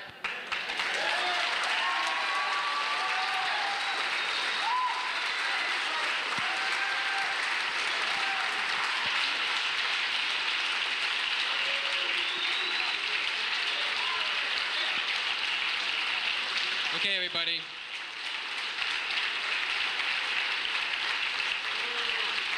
All right. We're now going to move on to a 15-minute rebuttal from Dr. Weisenburg. Well, I have nothing else to confirm what I said about the creationist attitude about the facts. Look, what do we want? We want to have a lecture here about geology? Well, they'll bring in some geologists, right? We'll talk about, the plate tectonics, and we'll talk about radioisotopes and measure radioisotopes. We'll talk about the actual fossils that are in those layers and how they in fact show a logical progression, historical progression, their history, a record of history, right? Now, I've been to fossil beds. He's probably been there. It's really amazing to see, for example, you can go up the Catskills as I've been.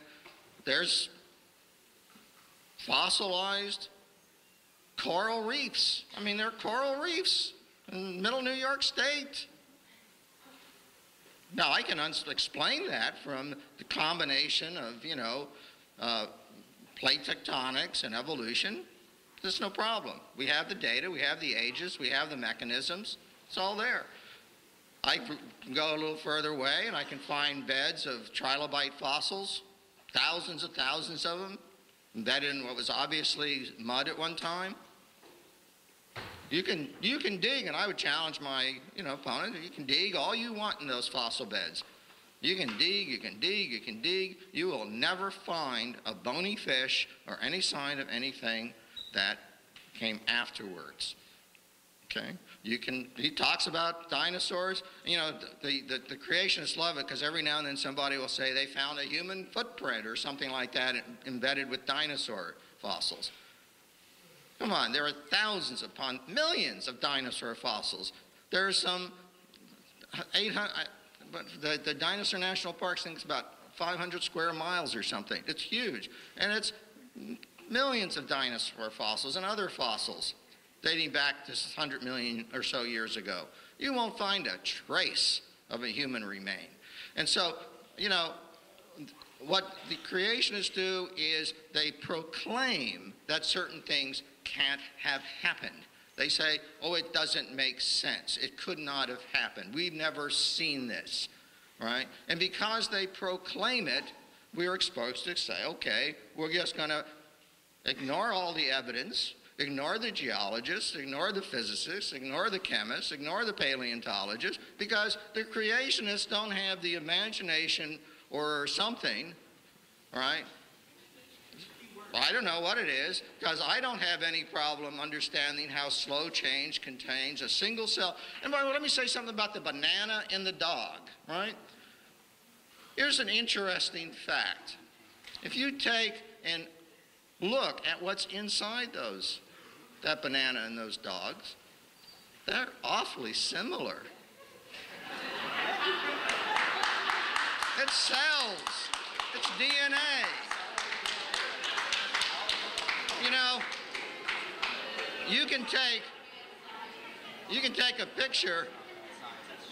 picture of a cell.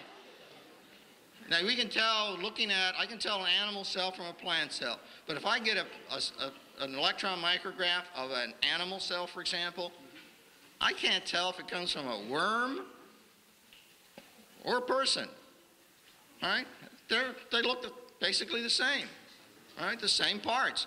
It's like, you know, it's like saying if you've got a bunch of a Lego set, all you can build is what's on the package, right? The little label on the package that shows you can build a truck out of your Legos. No, you can build all kinds of things out of those Legos, okay?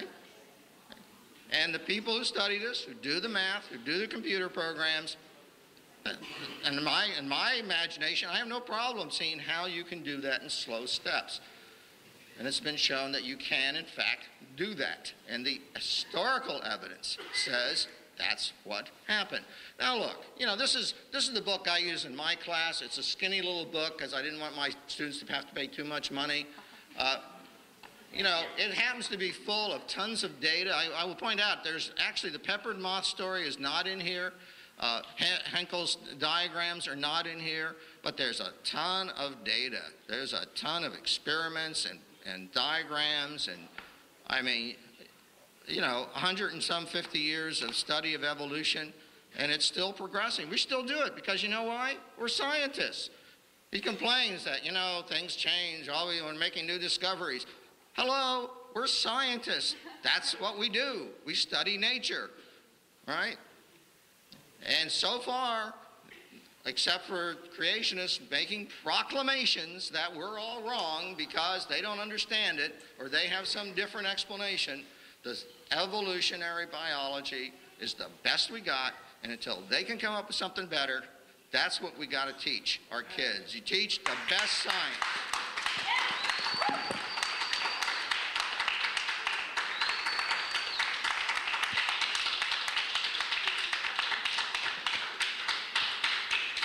Okay, now we're going to move on to a closing statement from each of the speakers. This is a 5-minute closing statement. If you just want to close with what you have to say there. And then after that, we'll do the questions. We'll take a little break after the conclusions so we can get the questions in order here. So you have to go to the bathroom or whatnot. You can do that quickly. And then after about 5 minutes, after they conclude, we'll start with the questions. Quite a few things are obviously left hanging like it is in every debate I've ever done, but this isn't time to cover everything. It's probably better to do point by point instead of minute by minute. But he mentioned about isotopes as evidence for evolution. He's mentioned that several times tonight, actually. I'm assuming he's referring to carbon dating or potassium argon, or uranium strontium, uranium to lead, or lead-208 to lead-206, or uranium-235. There's quite a few. But here's an example of how things actually work in the real world, okay? Not the imaginary world. Living mollusk shells were carbon dated 2,300 years old. They're still alive. Freshly killed seal carbon dated 1,300 years old. It just died. Shells from living snails carbon dated 27,000 years old. Proceedings of the 12th Nobel Symposium said, if a C14 date supports our theories, we put it in the main text. If it does not entirely contradict them, we put it in a footnote. If it's completely out of date, we just drop it. Well, then here more recently, Anthropological Journal of Canada said, no matter how useful it is, the radiocarbon method is still not capable of yielding accurate, reliable results. There are gross discrepancies, the chronology is uneven and relative, and the accepted dates are actually selected dates. This whole blessed thing is nothing but 13th century alchemy. It all depends upon which funny paper you read. One part of a mammoth dated 29,000 years old, another part of the same animal dated 44,000 years old. We can go all day on this radiometric dating if you'd like to talk about that. In the last 2 years, an absolute date has been obtained for the Gandong beds. It has the very interesting value of 300,000 years, plus or minus 300,000 years. We could talk a long time on that. We will not. Okay, let's see. He also mentioned about plate tectonics. This is interesting. I think students really ought to be shown this. Geology and earth science are one of my favorites. I taught earth science for many years. Let's just talk a little bit about Pangea in the few minutes I have left here. See, if I had known about the 5 minutes, I would have had a little more stuff together. Okay, Pangea. Students are taught that all the continents used to fit together. They say South America and Africa seem to be a perfect fit. Here's the evidence they use to support this theory. The shapes of the continents seem to fit. Similar fossils are found on opposite sides. And it's true, similar fossils are found on opposite sides of the ocean. It's also true that those same similar fossils are found all over the world. So this could be just as much evidence for a flood. Okay? He says they'll say there are magnetic reversals in the mid-Atlantic ridge. Here's what they don't tell you. They shrank Africa at least 35% in order to make them fit for your textbook. They took out all of Mexico and Central America. Hey, señor, ¿qué pasa? ¿Dónde está Mexico? Panama, Costa Rica, Guatemala. They also don't tell you that they twisted 2 continents one way and one the other way. They also don't tell you what I think ought to be obvious to a kindergartner. If you take the water out of the oceans, you will notice there is dirt underneath. People say, do you think the continents were ever connected? What do you mean? They still are. What do you mean, were they? The low places are full of water, that's all. Okay? It's not like it's hollow under the oceans, you know, think about it. So, well, anyway, I like earth science. I don't question the fact that the plates are moving, okay? I've been to the San Andreas Fault, the Hayward Fault, the New Madrid Fault, the Golden Fault, none of them my fault, but I've been there, done that, studied it, okay? There's no question the plates are moving. The question is, can you interpret this little bit of movement we see over billions of years and make some kind of conclusions from it? I think you're going to have to jump from science to religion when you do that. You're going to take a little bit of evidence that we see, you know, something moving just a little bit, which is true, and it causes earthquakes and volcanoes, and I'm familiar with all of that. But that doesn't prove it's been going for billions of years. I would encourage you students to open your mind just a little bit and think about possibly, it could be, just like when people were taught the earth was flat, and later they found out, oops, that's wrong. And somebody taught, oh, well, big rocks fall faster than little rocks because Aristotle says so. That was taught for 2,000 years, and it's wrong. And some of you are being taught in this university that you evolved from a rock 4.6 billion years ago. Well, it's wrong. You were designed by an all-wise, super-intelligent creator who loves you and would like to forgive your sin and take you to heaven, but if you want to go to hell, that's your business, okay?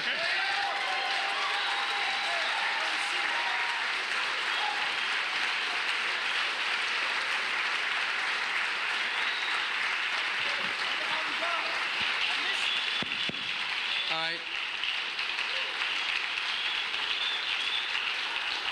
We'll now move on and give Dr. Weisenburg 5 minutes to conclude. Okay. Well, here we are. When I was communicating about this with a colleague, and I said I was going to be engaged in this debate, I referred to myself as the sacrificial lamb, and I suspect that I am because obviously most of you are here. Yes, well, and I accept my role. You know. People, of course, are entitled to believe anything they want, and I accept that. I don't have any problem with that. And the scientists of the world who study these things are going to continue to do evolution. They're going to continue to do geology. They're going to continue to do physics. They're going to continue in the battles that rage constantly in science over the interpretation. You know, plate tectonics was not something that just popped up.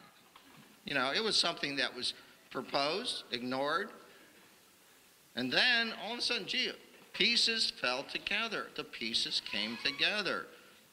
And that's what scientists look at. They look at all the pieces.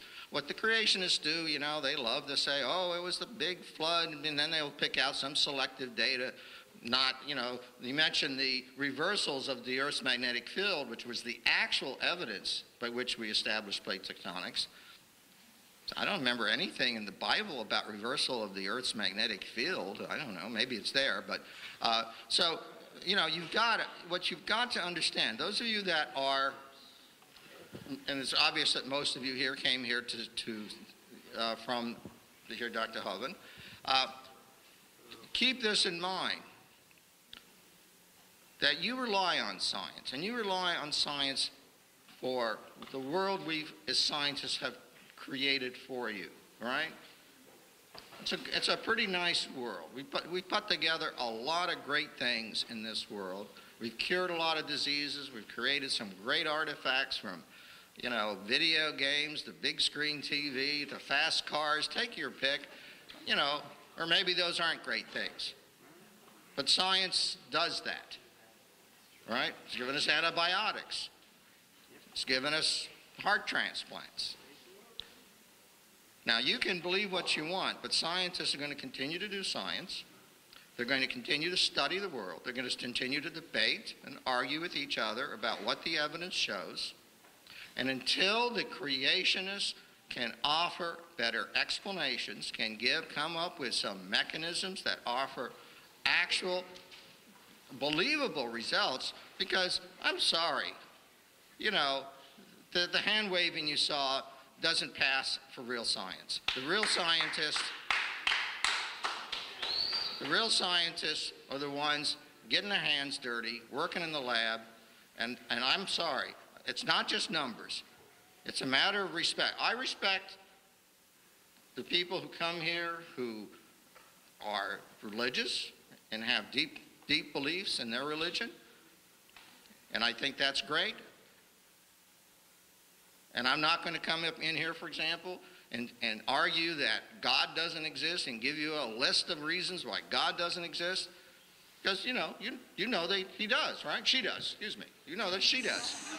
And frankly, we shouldn't be having that debate. Let the scientists do their science, and let whichever religion it is you belong to do whatever it does. Have your faith, enjoy it, cherish it, but let us scientists do our work and have our fights and have our arguments, and let our children learn the best science. Thank you. All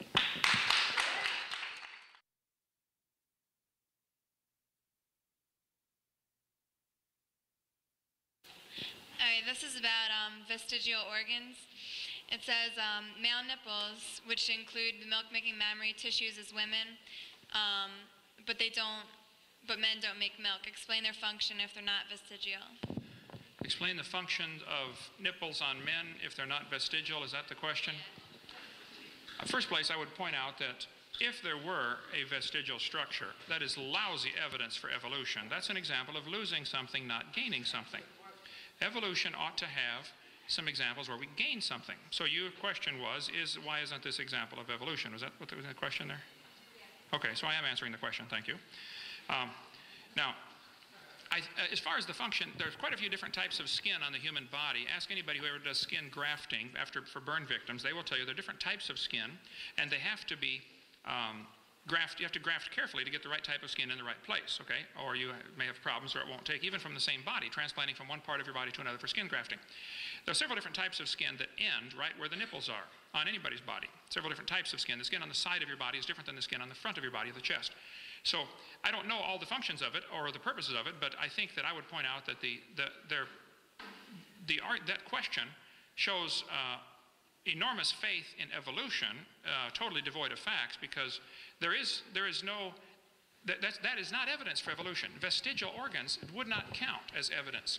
It is simply and it's not vestigial, by the way. Nearly all male mammals have these things, and whether they serve a function for transition from one type of skin to another, or for probably several things, several other purposes have been proposed. I won't get into all that now, but I think that there probably are reasons for it.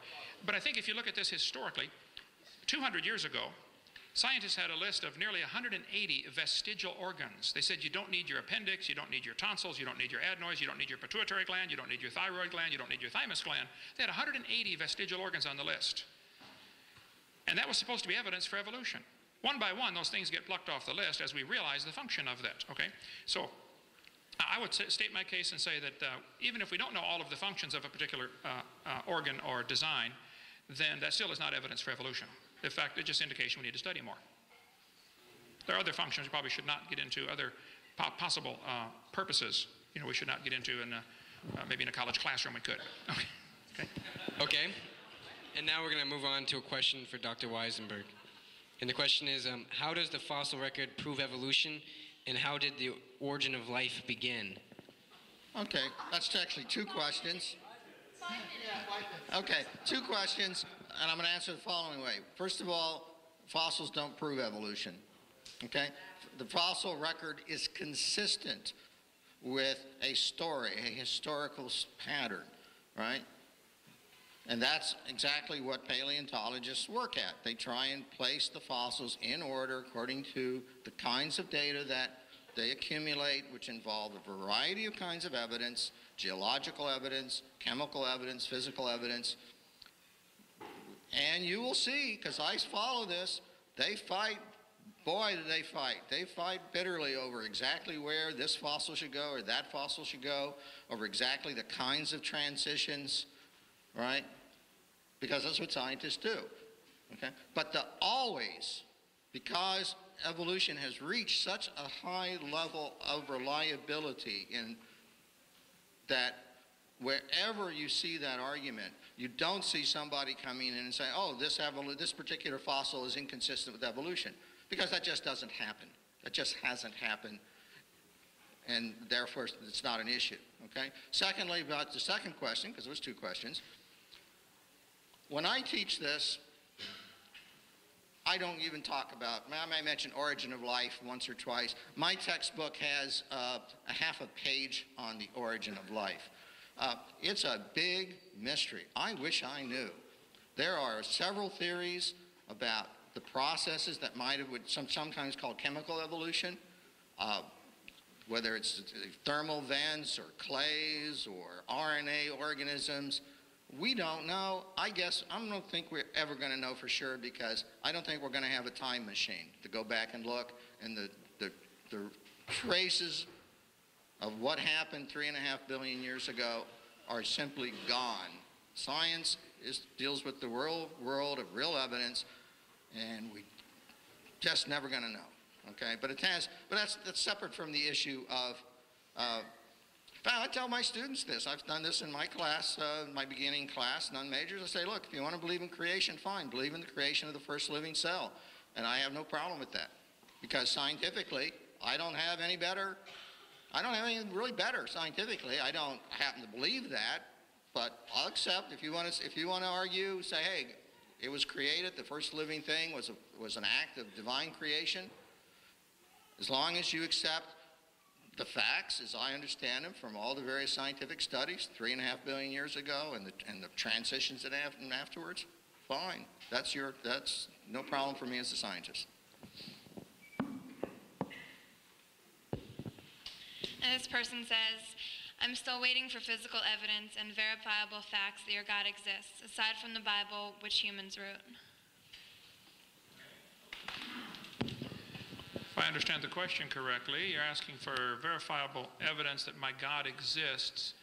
I think that design demands a designer. If I was walking through the woods and found a painting hanging on a tree, and I looked around and could find no evidence of a human ever having been there, no footprints, no evidence at all, I would still conclude there was a painter.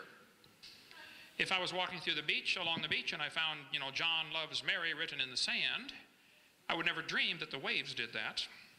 I would assume that because these sand molecules or grains are arranged in a particular order, they are designed to give a message. So I would conclude that there was some level of intelligence here that created this. Now, that would depend on how intelligent Mary and John are, but there's some level of intelligence here. Design always demands a designer. A painting testifies there was a painter, whether you ever see him or not. A building is proof there was a builder. When we dig through the ground and we find evidence of an ancient civilization, if you start in archaeology, you're digging down in the ground and you find some stones arranged in a circle. They conclude somebody did it. Because this is obvious, it doesn't happen as a natural thing. And the archaeologists look at this all the time, and they see evidence in the ground for a human designer. Why we can't look at the world we see through the microscope or the telescope or our eyeballs and see that there is a designer, the evidence is shouting at us. The watch is proof there was a watchmaker. Now, some people don't like that idea because if there's a designer, then there might be some rules. And that's really what they're running from. Creation itself is evidence of a creator. I don't have to see the watchmaker to believe he exists. When I was in Japan a year ago, I did not get to see the guy who made the Casio Databank watch. But I believe there was one. I never saw the guy who designed this. As far as I know, this is the world's largest rock group. But you can ask any evolutionist, say, fellas, and I like asking the question, I'll say, do you think is there any possibility in trillions of years that these faces could appear on this rock by chance natural processes like exfoliation or thermal expansion or, erosion or wind abrasion? They'll say, no, it's probably not going to happen. One chance in maybe a couple of gazillion. Okay. And yet, they think that George Washington himself, with 50 trillion cells in his complex body, happened by chance. Well, you're welcome to believe that, but that's not logical, and it's not science. It's pure religion, and you need to simply admit that. So they're always avoiding the design argument. In the textbooks, they say plants are adapted to their environment. Gills are an adaptation to living in water. Well, how did they adapt before? How did they live before they adapted the gills? Oh, for millions of years, they all died. None of them lived. Yeah. They don't use the word design because textbooks avoid using the word design because that automatically leads to the logical conclusion, hey, who's the designer? Okay? My watch holds 300 phone numbers. It's a calculator, stopwatch, alarm clock, and a countdown timer. It does not tell time. I have to look at it. But there had to be a designer. You don't have to meet the designer to believe he exists. The creation is proof there was a creator. People say, where's the evidence for God? I say, do you have to light a candle to see the sun? I mean, look around. How you can study biology and not see an incredible amount of design from the molecular level, through the cellular level, through the tissue, organ level, through the entire structure, through the interrelationship of symbiosis relationships, through the universe, the planets, going around the sun, and the incredible mathematics behind all this. Most of the great scientists of the first few hundred years of science were creationists looking for some way to figure out the mind of the designer. Science ought to bring us to the creator. It's obvious. I see design, I conclude designer. I think it is totally illogical to walk through the woods and find a painting and say, I can't see the painter, so he doesn't exist. And that's what evolutionists are doing.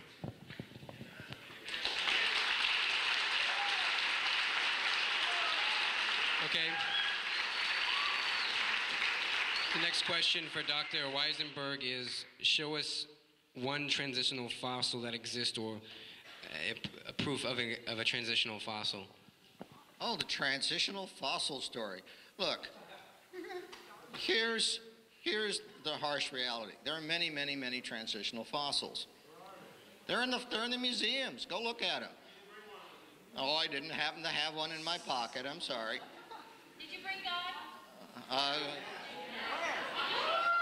Let me answer my question. Now look, every time something comes up, I had this our debate not so long ago, and of course you mentioned Archaeopteryx, which is a feathered dinosaur fossil, or a bird with teeth in its beak and dinosaur-like features.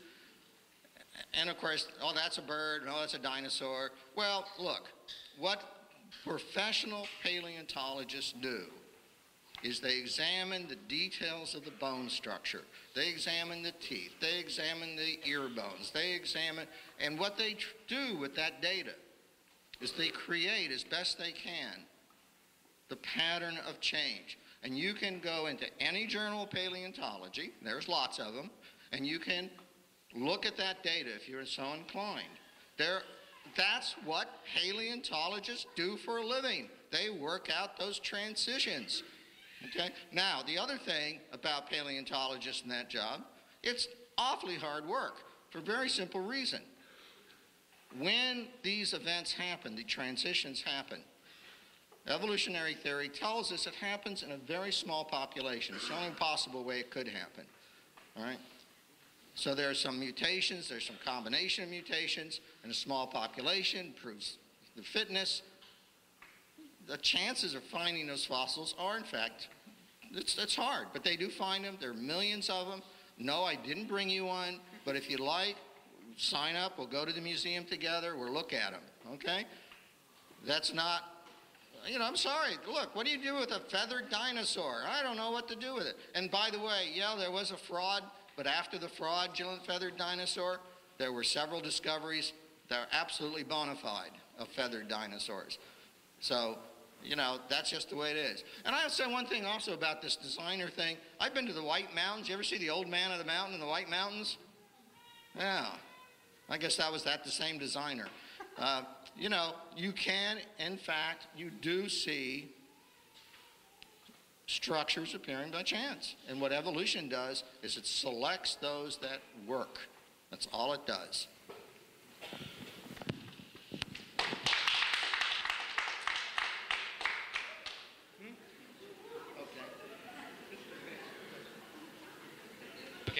What we're going to do is we're going to change it a little bit. We're going to let them answer the question. Also going to let the other speaker rebut their answer to the question just a minute or two after the question is asked. How do you explain the formation of granites within a creation time frame? How do I explain the formation of granites? I'm not sure that anyone has been able to demonstrate the granite formation. I know that if you melt granite and then let it cool back down, it does not reform into granite. There have been quite a few studies on granite. I think it's interesting to see that in granite we find some pretty amazing things called radiopolonium halos. If I had a second, I would get to that. But these radiopolonium halos, Robert Gentry was one of the world's experts on the disposal of radioactive waste. He worked at Oak Ridge Laboratories in Knoxville, Tennessee area there. And let's see, I think it's right here, okay. Radiopolonium halos. I have over 5,000 pictures in PowerPoint, so it would help if you would ask the questions in the same order that I have the answers. Okay? Be a little quicker anyway. There's polonium halos on here. Halos. Was the Earth a hot molten mass? There you go. Okay, good. Granites are a very interesting rock. Robert Gentry did quite a collection, has quite a huge collection. Actually, I've been to his laboratory in Tennessee. The Bible says pretty clearly the earth was created and it was underwater, which means it was never a hot molten mass, whereas the evolution theory teaches the earth was hot, a hot molten mass, and it slowly cooled down. These are clearly contradictory. Somebody is obviously wrong. Either the earth was hot or the earth was never hot, a hot molten mass anyway on the surface. Robert Gentry's website is halos.com if you want to get all the details on that. In the laboratory, under the microscope, they've discovered, looking at granites, they see all sorts of little radiopolonium halos, which is kind of like a hand grenade going off in a huge block of jello would produce a ring, a halo, that the fragments would be suspended in the jello. Of course, we don't see this in water because the fragments fall apart. We don't see the 4th of July fireworks make their ring and then stay there in the air because they all fall down. But in granite, we find these polonium halos, indicating the rock was never a hot molten mass because these halos would have flowed away. Polonium has a very short half-life, anywhere from 64 thousandths of a second to 2 minutes, I think. So the existence of these halos is really a mystery to those who believe the rock was a hot molten mass. And I think you'll find, if you go to the website halos.com, you'll find lots of evidence on this. Robert Gentry published in major magazines. Science journals published his stuff for years until somebody realized, ooh, do you realize this proves the Big Bang theory's wrong? And his research funding was shut off like a spigot because anything that doesn't go with the evolution theory will not be supported. Just like if a teacher stood up in the Soviet Union 10 years ago and said, I don't believe in communism, they would find themselves out of a job.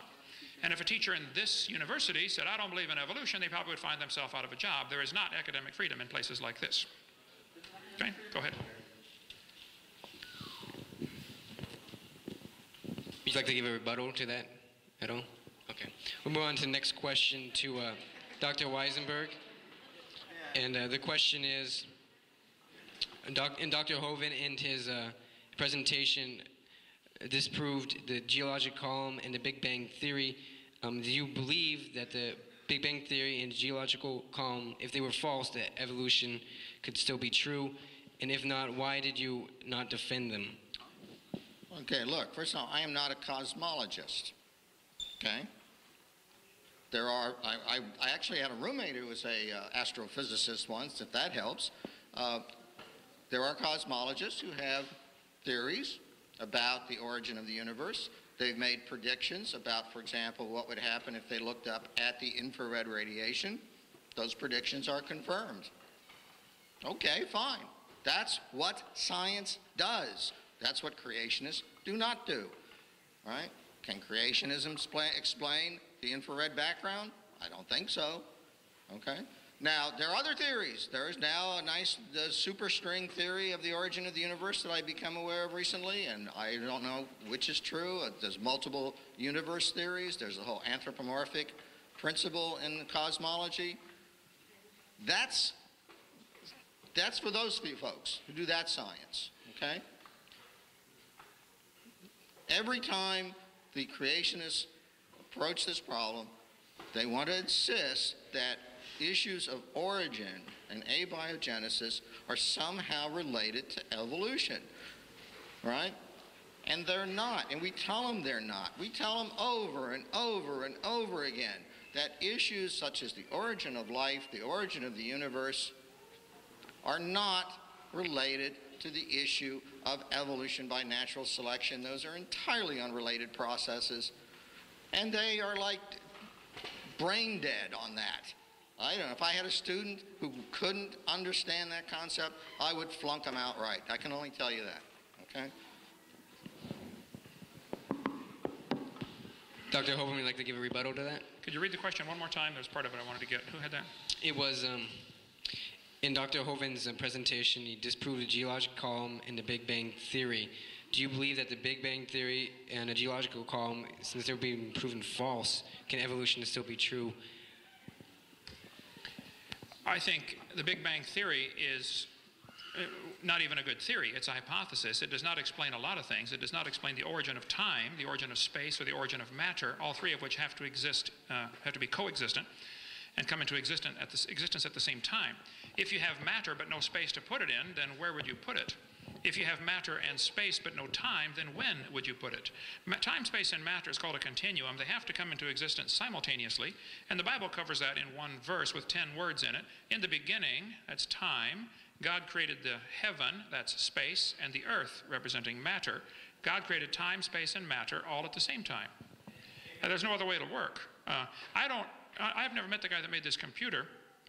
This computer is purely natural components. I mean, there's not a little man running around in there changing the numbers on the screen. And it works on natural processes. But the fact of the matter is the guy who created the computer is not in the computer. He's outside of the computer, above and beyond the computer, okay? And the God who designed this world is above and beyond this world. He's not locked into the same laws that we are. He's not locked into the laws of time, space, and matter. He created those things. He can be right now in yesterday or today or tomorrow. He can be right now at all places at all times simultaneously. So that's the God that I worship anyway. So I see no evidence whatsoever. I've not seen any evidence presented tonight. I was going to try to find the slide. Like I said, I've got 5,000. I couldn't find it. Evolution is like a shell game where they put the pea under the nut, you know, and they move them around, try to get you confused. Oh, which one's got the pea? The geologist is always saying, well, the biologist has the evidence. And the biologist says, oh, no, the anthropologist has it. And there's no pea under any of them. Nobody has the evidence.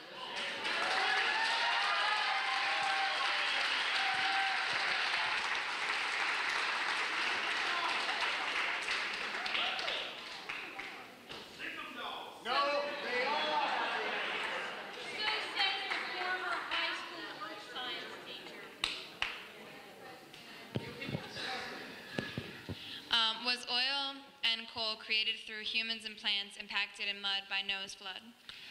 I think there's ample evidence that oil, I don't think you find a lot of argument, if you can get me on, okay, I don't think you find a lot of argument about the oil formation, that it had to be from natural sources, okay? This textbook, for instance, says, the formation of both oil and natural gas here is from the decay of organisms that once lived in the sea. They are changed by heat and pressure into oil. Scientists can make oil pretty quickly in the laboratory. There's an article in the U.S. Department of Interior Bureau of Mines, clear back in 1971, where they made oil in 20 minutes out of organic waste. In Australia, they have a factory that takes sewage sludge and produces oil in 30 minutes. So it can be done very quickly. Sinclair Gas Company has the dinosaur as their logo because they say the dinosaurs turned to oil. It used to be called opaline oil, then became Sinclair. They say it mellowed for 80 million years. Well, I disagree. I think the oil formed very quickly during the flood in the days of Noah, when thousands and billions actually of plants and animals and things were buried. The way to explain the fossil fuels that we have, be they oil or natural gas or coal, those were all formed during the flood, I believe, because they all require rapid burial. Some people have tried to propose that maybe coal comes from a peat bed. I was just been in Ireland and North Ireland and Wales here recently, and there's a lot of peat over there. You can dig up your ground, dig up your yard, let it dry out, and burn it. It'll burn. It's very highly organic. It's a substance called peat. However, peat, as it gets compacted over the years, always has thousands, if not millions, of little root canals through them where something grew on top. When you look at coal, you do not find these root canals in the coal. Those who study coal, I think, will tell you that the coal had to form. I've got pictures on that here. Let's see. Coal formation. There we go. Coal had to form very quickly by probably huge mats of vegetation that are buried under deep sediments. Coal can also be produced in a few hours. In Organic Chemistry book here in 1984, they talked about how coal can be formed in 36 weeks, heating it just to 150 degrees centigrade. You raise the temperature, the time goes down. Coal can be formed rather quickly. I think the best explanation for the coal that we find in the world is during the flood in the days of Noah, there were huge vegetation fields floating around. Trees would get uprooted. They would float for years, like the Mount St. Helens. I just flew down to Mount St. Helens Spirit Lake a few months ago.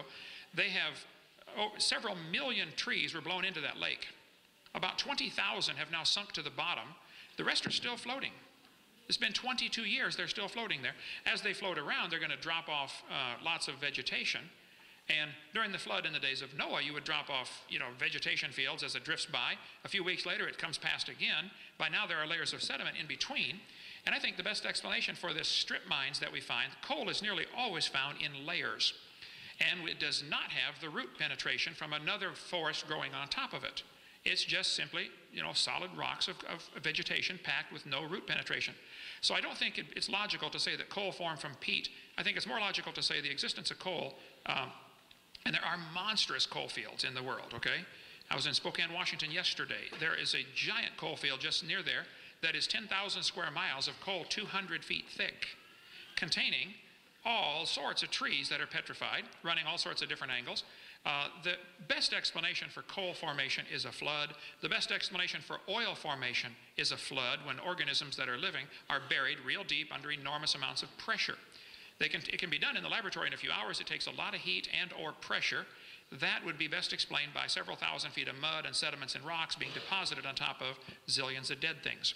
So I think the evolution theory is totally devoid of any scientific way to explain the formation of coal or oil in their slow, gradual, natural processes. There are enormous amounts of oil and coal in the ground, indicating the world before the flood was very different than we have today, with probably lots more trees and lots more people, lots more animals. Today the Earth is 70% underwater. Only 3% of the Earth's surface is habitable for mankind. Much of its deserts, tundra, ice caps, uninhabitable. So I think that what the Bible says, God created the earth to be inhabited. So my theory would be that the original creation had a lot more trees and plants and people when the flood came than we do today. And so probably if we dig in the ground, we're going to find oil and coal and natural gas from these decaying organisms. That would be a testable hypothesis. Okay, thank you. I guess I get it. Do you have a rebuttal for this? Well, I mean, this is one of these things. You can read in Scientific American the responses to this stuff. What can I say? You've got professional geologists who work for oil and coal companies, and trust me, they don't buy into this flood thing. And the poor miners who are stuck hundreds of feet underground in the coal mine accident recently in Pennsylvania, probably would be a little puzzled to learn how that coal got placed hundreds of feet underground, right? So, and in such thick layers, as he says. So, I'm always amazed by the creationists who are all of a sudden instant experts on things I wouldn't even pretend to be an expert about. Geology, oil geology, coal geology. Now, we had this little discussion earlier about who do you trust. I didn't wear my button. I was tempted. I have a big button that says, "Trust me, I'm a scientist." And I thought that little bit of self-humor might not have been understood. But, at some point in time, you either have to believe one or two things. Either all of the scientists that study all of these various aspects of the natural world have somehow lost their collective minds or intelligence, or they're part of some conspiracy, they're afraid of losing their jobs, I don't know what all, but there they are, they're publishing articles every week, thousands of articles come out, all of which are consistent with the same evolutionary picture. And apparently they're just all deluded. I don't know what else to say. But I can't sit up here, the creationists will come out, because they ignore any real facts, and they'll come out with some hypothetical that can be easily disproved, but not by me at this instance, because what do you have to do? You have to study geology, you have to study paleontology, you have to study genetics and molecular biology and anatomy and astronomy. Okay? And I actually happen to trust most of those people that publish in those areas. I think they're probably pretty smart guys and pretty decent scientists. And I trust them a hell of a lot more than I trust creationists who's never specialized in any of those fields.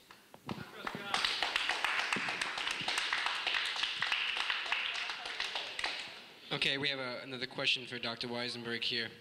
And the question is, in his presentation, Dr. Hovind used facts to disprove evolution. He used please be quiet. He used the facts to disprove evolution, and according to the scientific method, if the facts that are found disprove the hypothesis is supposed to be thrown out. So if these facts do truly disprove evolution, then it doesn't, according to the scientific method, it should be thrown out. Oh, absolutely. If the facts disprove evolution, I'll abandon it in a microsecond. Okay? I didn't hear any facts disproving evolution. I didn't hear a single fact disproving evolution. And he made some statements about trees and rock and embedded, like a few. I don't know anything about trees and rocks. I'm not a geologist that studies trees and rocks. And neither is he. And you know, the fact of the matter is the people who do the geology, right, have developed those time scales based upon a variety of evidence. You know, I would happily, I'll tell you what, here's the deal, all right? I'll give him an axe and a shovel, and I'll take him up to a place where there's fossil beds of trilobites dating back, say 500 million years ago, all right? If he can find a single more advanced form of life in that fossil bed, a bony fish, a clam. I mean, I'm not asking for anything very fancy. Plain old clam will do it. Any old fish. If he could find in that fossil bed, clearly marine aquatic deposit. I mean, you can't argue these guys are not aquatic creatures. If he could find a single, just one, embedded in that rock, hey, I'll abandon evolution. Right on the spot. Okay? And you know what? Go for it. Do it. But no, creationists don't have that kind of evidence. They never will because they're wrong. That's all. All right. Well, I think you need to be reading some of the same scientific literature because these type of things have been found frequently, and I can get into that in a minute. But Darwin said, if my theory be true, then numberless intermediate varieties must have existed. You've stated several times tonight that there are thousands of missing links. This textbook says, since Darwin, many of these links have been found. Today, Darwin's theory is almost universally accepted by scientists. But David Ropp said, who's a famous evolutionist, in the years after Darwin, his advocates hoped to find predictable progressions. In general, these have not been found. Yet the optimism has died hard, and some pure fantasy has crept into textbooks. Berlinski said, there are gaps in the fossil graveyards, places where there should be intermediate forms, but where there is nothing whatsoever instead. No paleontologist writing in English, French, or German denies that this is so. This is simply a fact. Darwin's theory and the fossil record are in conflict. According to Stephen Gould at Harvard, arthropods are the largest animal group. Where did they come from? What's their origin? As Darwin noted in The Origin of Species, the abrupt emergence of arthropods in the fossil record during the Cambrian presents a problem for evolutionary biology. There are no obvious simpler or intermediate forms, either living or in the fossil record. American scientist. Where did the fossil fish come from? Yet the transitions from spineless invertebrates to the first backboned fishes is still shrouded in mystery, and many theories abound. Where did the birds come from? The true origin of birds is still up in the air, Alan Fiducia says. He's an atheist and ornithologist at North Carolina, Duke University, I think, or one of the universities in North Carolina. Okay, what about whales? Compton's Encyclopedia in '96 said the evolutionary origin of whales remains controversial among zoologists. What about flowering plants? The origin of the angiosperms, an abominable mystery to Darwin, remains so 100 years later and is little better today. Both the origin of life and the origin of major groups of animals remains unknown. So if you're telling us there are fossil intermediates, you are either confused by something somebody told you, or you're deliberately lying to these students because the experts say there are not intermediate fossils. Okay? Now, Luther Sunderland was asked the question to many major paleontologists, where is the evidence for evolution? You mentioned you would take us to a museum and see one, okay? The largest museum in the world, the largest fossil collection in the world, is the British Museum of Natural History. Colin Patterson was the curator of the fossil collection. 250,000 fossils on display. Luther Sunderland asked Colin Patterson, he said, Mr. Patterson, I read your book about evolution, but I noticed you didn't show us any intermediate fossils. You didn't show us any missing links. Where are they? Here was Patterson's response. I fully agree with your comments on the lack of evolutionary transitions in my book. If I knew of any, fossil or living, I would certainly have included them. I will lay it on the line, there is not one such fossil. Now, you students, listen carefully. Don't believe a professor that tells you there are missing links. There aren't any. The whole chain is missing, okay? Stephen Gould said the absence of fossil evidence is a problem for evolution. Yeah, I guess it is. They got a great theory. They like the theory. If only we had the evidence. That's why guys like Richard Goldschmidt, Joe, you invited me to speak and invited him to speak, okay? Would you take care of this person who can't control himself, okay? If you want to get your own crowd, you go get your own crowd, okay? But you are not the speaker tonight, so shut up.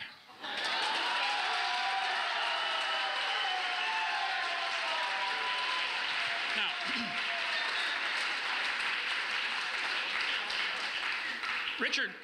Richard Goldschmidt said 60 years ago, the first bird hatched from a reptilian egg. Stephen Gould and Niles Eldredge have resurrected this stupid idea with the new theory called punctuated equilibrium, which basically is the same thing with a new coat of paint on it, that we don't see any evidence for evolution because it happened so quickly. Well, this is what they're saying is we don't have any evidence, so that proves it happened. Basically, there are two theories about evolution. One is called gradualism, and the other is called punctuated equilibria. This textbook says, which theory best describes the organism's evolution, gradualism or punctuated equilibria? And they tell the students to think critically. Well, students, if you want to think critically, you want to really analyze, maybe neither of those is correct. You see, according to the evolutionists, there are only two choices. Evolution happens slowly, like Darwin said, or evolution happened quickly, like Gould said. They do not seem to be capable of thinking outside the box. Maybe it didn't happen at all. There's no fossil evidence for either theory. And plus, fossils wouldn't count anyway. All we find is fossil evidence is proof of a flood that destroyed these creatures in catastrophic burial position. Thank you so much.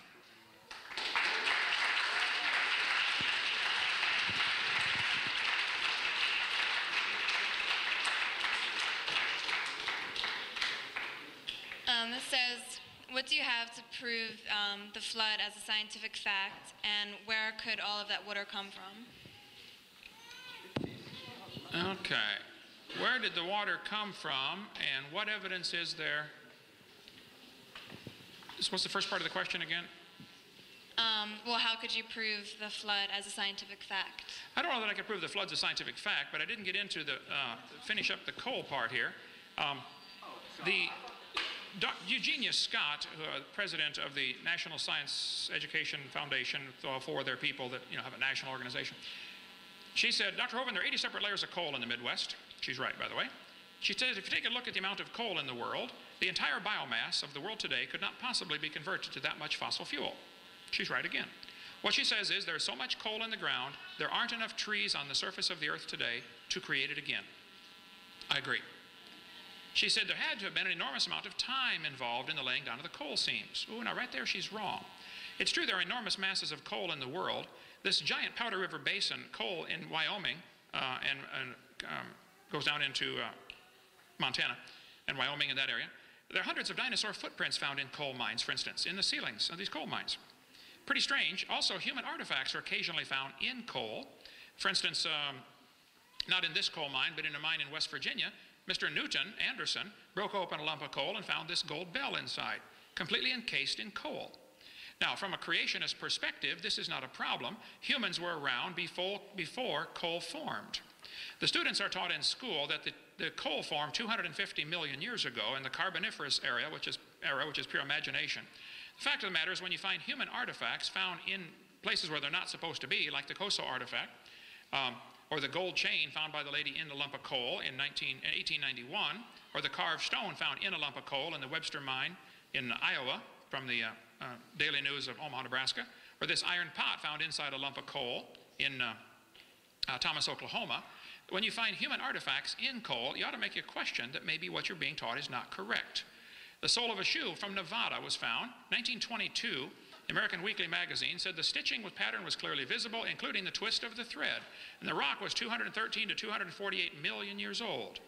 This is a clear case where somebody's preconceived acceptance of an evolutionary theory is an obvious hindrance to any intelligent research. When you find a sole of a shoe in a lump of coal, you ought to conclude humans were there at the time the coal was formed. To me, that doesn't take any brains to figure that out. But as far as not finding, we're going to run out of time here. Fossils, the second part of the question I missed. I forgot it already. What was it? Where'd the water come from? I think there are three sources for the water in the time of the flood of the days of Noah. The Bible says the earth was founded upon the seas. It was actually, there was more water in or under the crust of the earth. Today, the Japanese scientists a few weeks ago just published in a magazine that there's probably more water in the deep crust of the earth now than there is on the surface right now. More water in the earth than on the earth, in all the oceans together. That would take me a minute to get to that, but the three sources for the water, I would say, according to Scripture, would be there was water above the atmosphere, according to Genesis 1:29. I can find that one real quick. And then there was water under the crust of the earth, again, according to Psalm 133 and Psalm 136, and I'll show you here. Let's see. Water under the crust of the earth. There we go. Psalm 24 says, the earth is the Lord's. He founded it upon the seas and established it upon the floods. Psalm 36 says he stretched out the earth above the waters. I think the original creation had a layer of water overhead to protect them, which is the only way you can possibly explain the existence of giant fossils that are found, giant fossil cockroaches that are 18 inches long that simply can't survive today. Giant fossil insects of all kinds are found. Giant fossil reptiles called dinosaurs are found. And giant humans. These things would thrive in the pre-flood conditions when there was water above the atmosphere. This water all came down at the time of the flood in the days of Noah, and the water underneath came to the surface when the fountains of the deep broke open. So all of the water for the flood came from up above or down inside, and it's still here. People say, where did the water for the flood go? Well, it's still here. The oceans are gigantic. I flew over to Pacific, and I told one of the guys in my office, I said, man, the Pacific Ocean is huge. He said, oh, that's just the top of it. That's a powerful thought. There's enough water in the oceans right now to cover this entire planet nearly 2 miles deep. There's plenty of water out there to cover the world. I think that after the flood, the Bible teaches pretty clearly that the mountains arose, the valleys sank down, the crust of the earth flexed up and down, the high places became mountains, the water rushed off and became oceans, and the water for the flood is still here. There's an awful lot of earth, planet Earth, that's basically wasted real estate underwater as far as humans are concerned, and they're finding all sorts of cities underwater. 30, 40, 50 feet of water, so 150 feet in the Black Sea, cities found. I cover all that in my seminar part 6 of how do you explain these underwater cities. And the water level was lower because the ice caps were bigger, but that's a seminar part 6 all about the flood, what caused it. Okay, shut it off there. Would you like to have a rebuttal? That was really bizarre. That's the best I can say about it. You know, look, one can wave one's hands. He can quote all the people he wants to quote who at one time or another may have said something or said something else. Science works in a certain way. Testable hypothesis, all right? Now, he's made some claims. Fine, he can make all those claims. Says, oh, this is because, you know, the coal comes from, you know, it was there when humans were there because there's artifacts in the coal. And I say, boy, I wish I was a coal miner. I could be collecting those old antiques, go on the Antique Roadshow and make some money. Come on. You know, when you're talking about fraud, and he can rant and rave about somebody pinning some moths on a tree trunk because he wanted to get a good picture, and then he accepts that somebody found, what was that, a golden bell or something in a lump of coal? I'm sorry, give me a break. Okay. And this is the final question for tonight, and it's to Dr. Weisenburg. And it says, what Bible did you get your quotes out of? My Bible, actually, I downloaded off the internet, and I couldn't tell you because It's a Bible version, and I know there are different versions. I'm not aware how many. That's for scholars of theology, I guess, to tell me. The issue, of course, that the creationists will never deal with, particularly the fundamentalist Christian creationists, is how we would ever resolve and test the different creation views. Creationists don't want to accept any of the evidence from evolutionary biology. That's universally accepted by scientists. And I'm sorry, it is universally accepted by scientists. They don't want to accept that, right? So they come up with their own story. And I say, fine, I gave you a challenge. Give me some kind of test, because there's other creation theories, there's other Bibles, there's other holy books, right? And I don't know. I don't know how to choose. You got to give me some predictions, then you got to go out and dig up some dirt and find some evidence. You got to date some rocks, you know?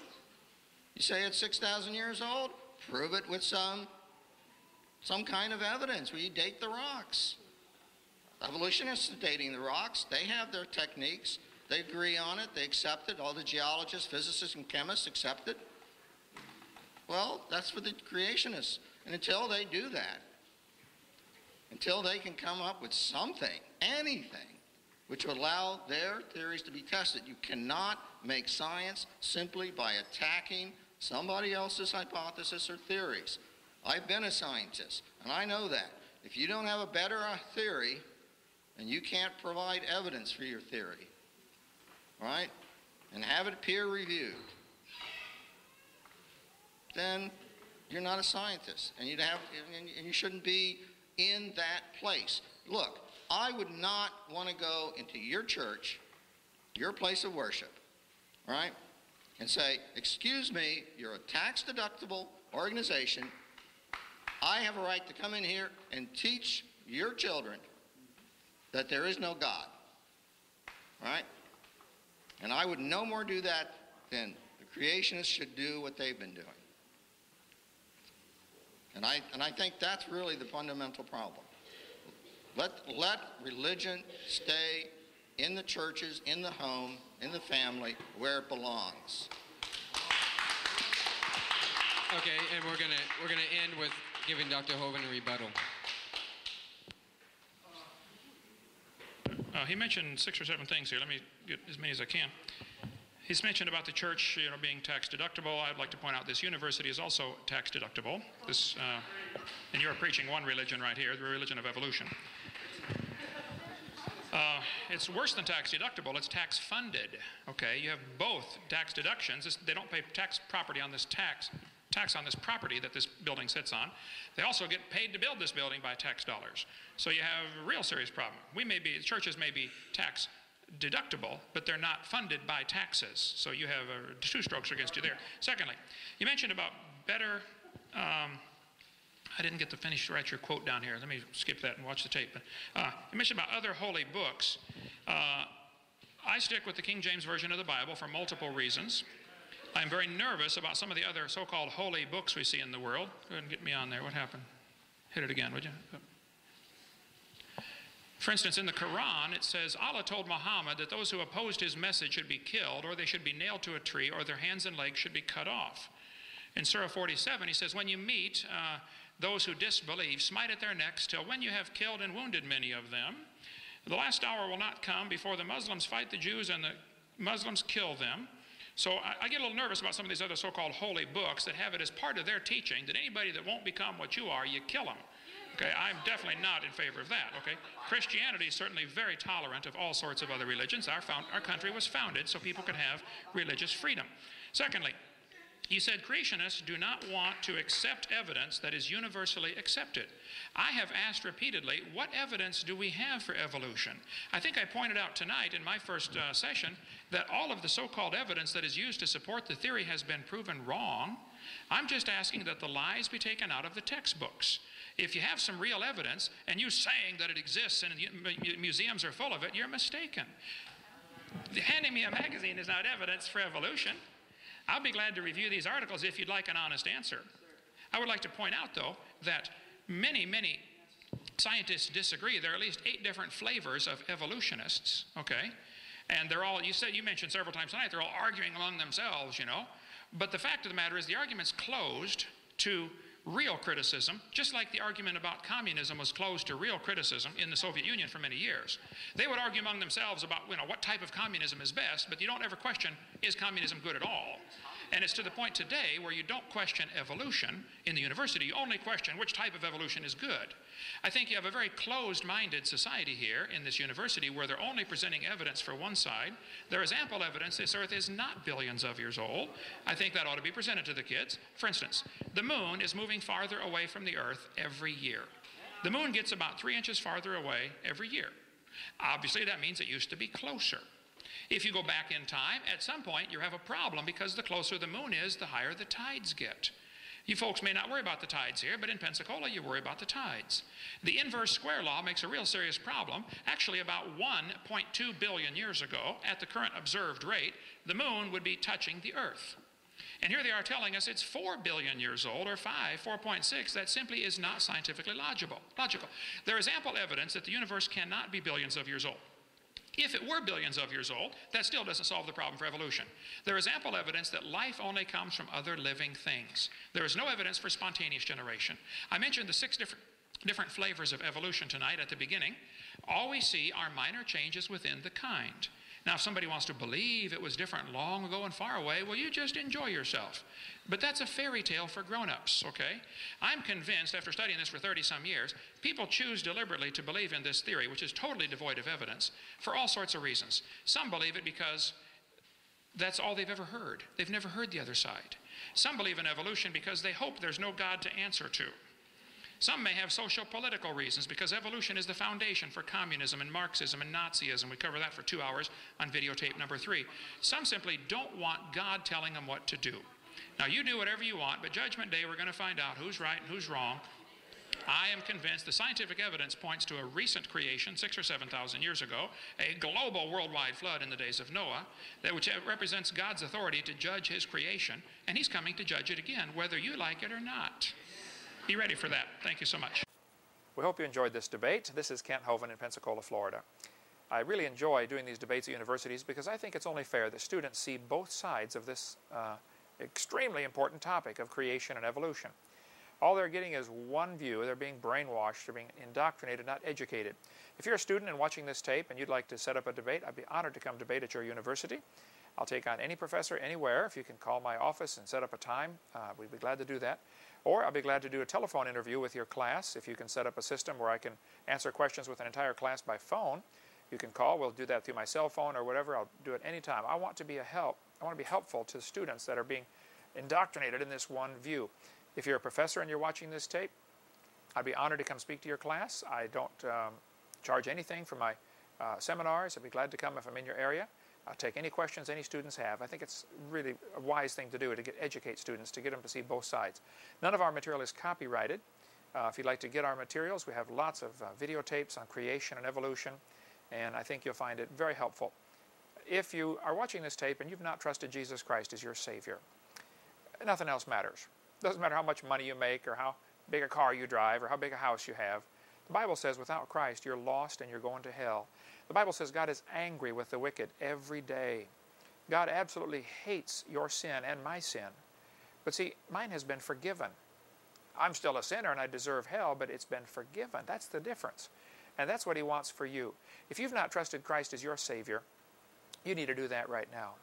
Basically, it amounts to a simple confession that you've confessed to God, Lord, I have sinned. I have broken your laws. I've sinned. I've disobeyed you. And if you don't believe you have, then you're really deluded. Okay, read through the Scriptures, read through the 10 Commandments in Exodus 20, and you'll see you've broken God's laws. And then you say, but Lord, I believe you died for me, and I'd like you to forgive me and save me. February 9th, 1969, I prayed a simple prayer. I said, Lord, I am a sinner. I know I deserve to go to hell, but I know you died on the cross to pay for my sins, and I'd like you to forgive me and save me right now. And on that day, Jesus Christ became my Savior.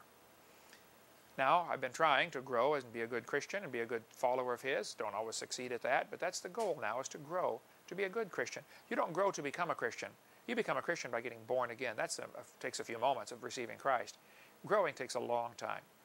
And we'd be glad to help you in your Christian growth. If you have become a Christian, give us a call. Let us know. If you can be any help at all, don't hesitate to contact us, and feel free to use our materials to draw others to Christ. Thank you so much for joining us.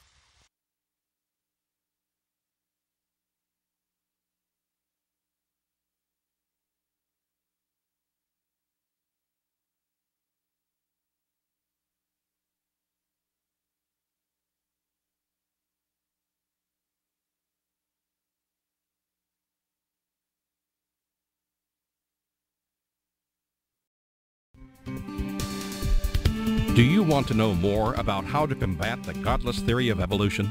Creation Science Evangelism offers 4 great tools that help strengthen the faith of believers and win the lost to Christ. After 15 years of teaching high school science, Dr. Hovind began Creation Science Evangelism in 1989. We are a ministry that is dedicated to providing tools which will help you combat the evolution philosophy that is destroying the faith of millions every year. The first tool Creation Science offers is their powerful, life-changing video series. Over the last 12 years, well over 1 million videotapes of Dr. Hovind's seminar have circled the globe.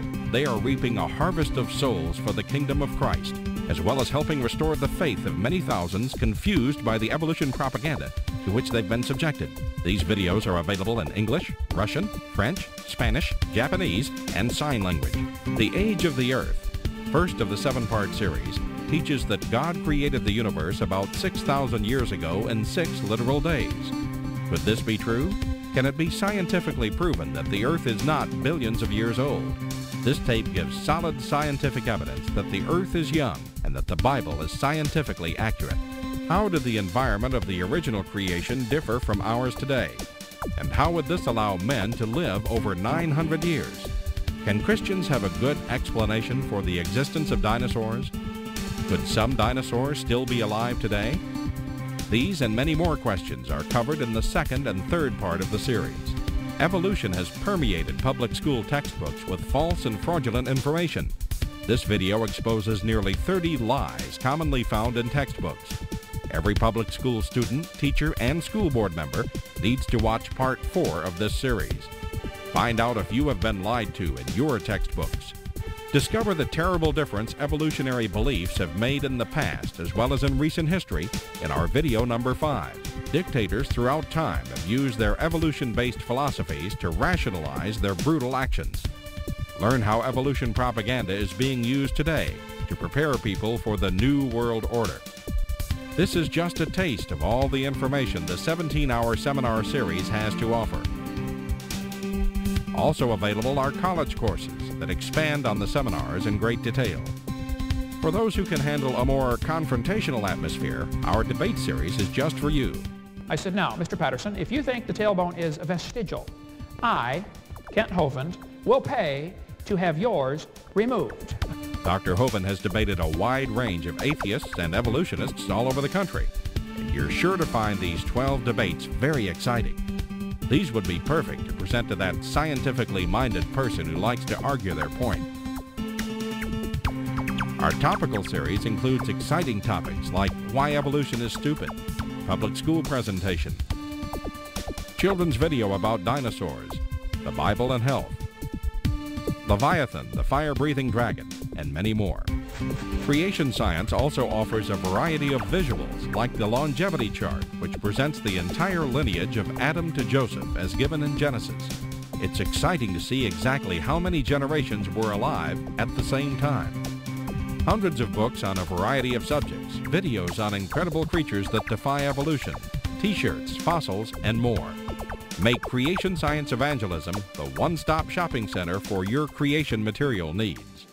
Our 2 websites, www.drdino.com and www.dinosauradventureland.com, provide our second tool for evangelism. drdino.com is packed with lots of information, from charts and graphs to articles and frequently asked questions. This is also where you will find more information on all of the products CSE has to offer.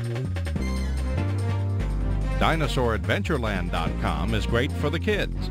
They can play lots of fun games and see unusual rides and activities located at Dinosaur Adventureland in Pensacola, Florida. Thousands visit our sites regularly to gain insight into God's creation. The third tool available to you is the live seminars conducted by Dr. Hovind and his son Eric. Since 1989, Dr. Hovind has held seminars and debates in hundreds of churches, schools, and universities in 49 states and 30 foreign countries. His fast-paced, illustrated seminars cover diverse topics such as evidence for a young Earth, how long Adam lived, dinosaurs living with man, where races came from, radiometric dating, and much more. Our fourth tool is the new, exciting Dinosaur Adventureland. Many thousands have come from all across America to visit our museum, creation bookstore, science center, and theme park, where God gets the glory for science. Our unusual swings, rides, and activities each have a science lesson as well as a spiritual lesson, and captivate everyone from age 4 to 94.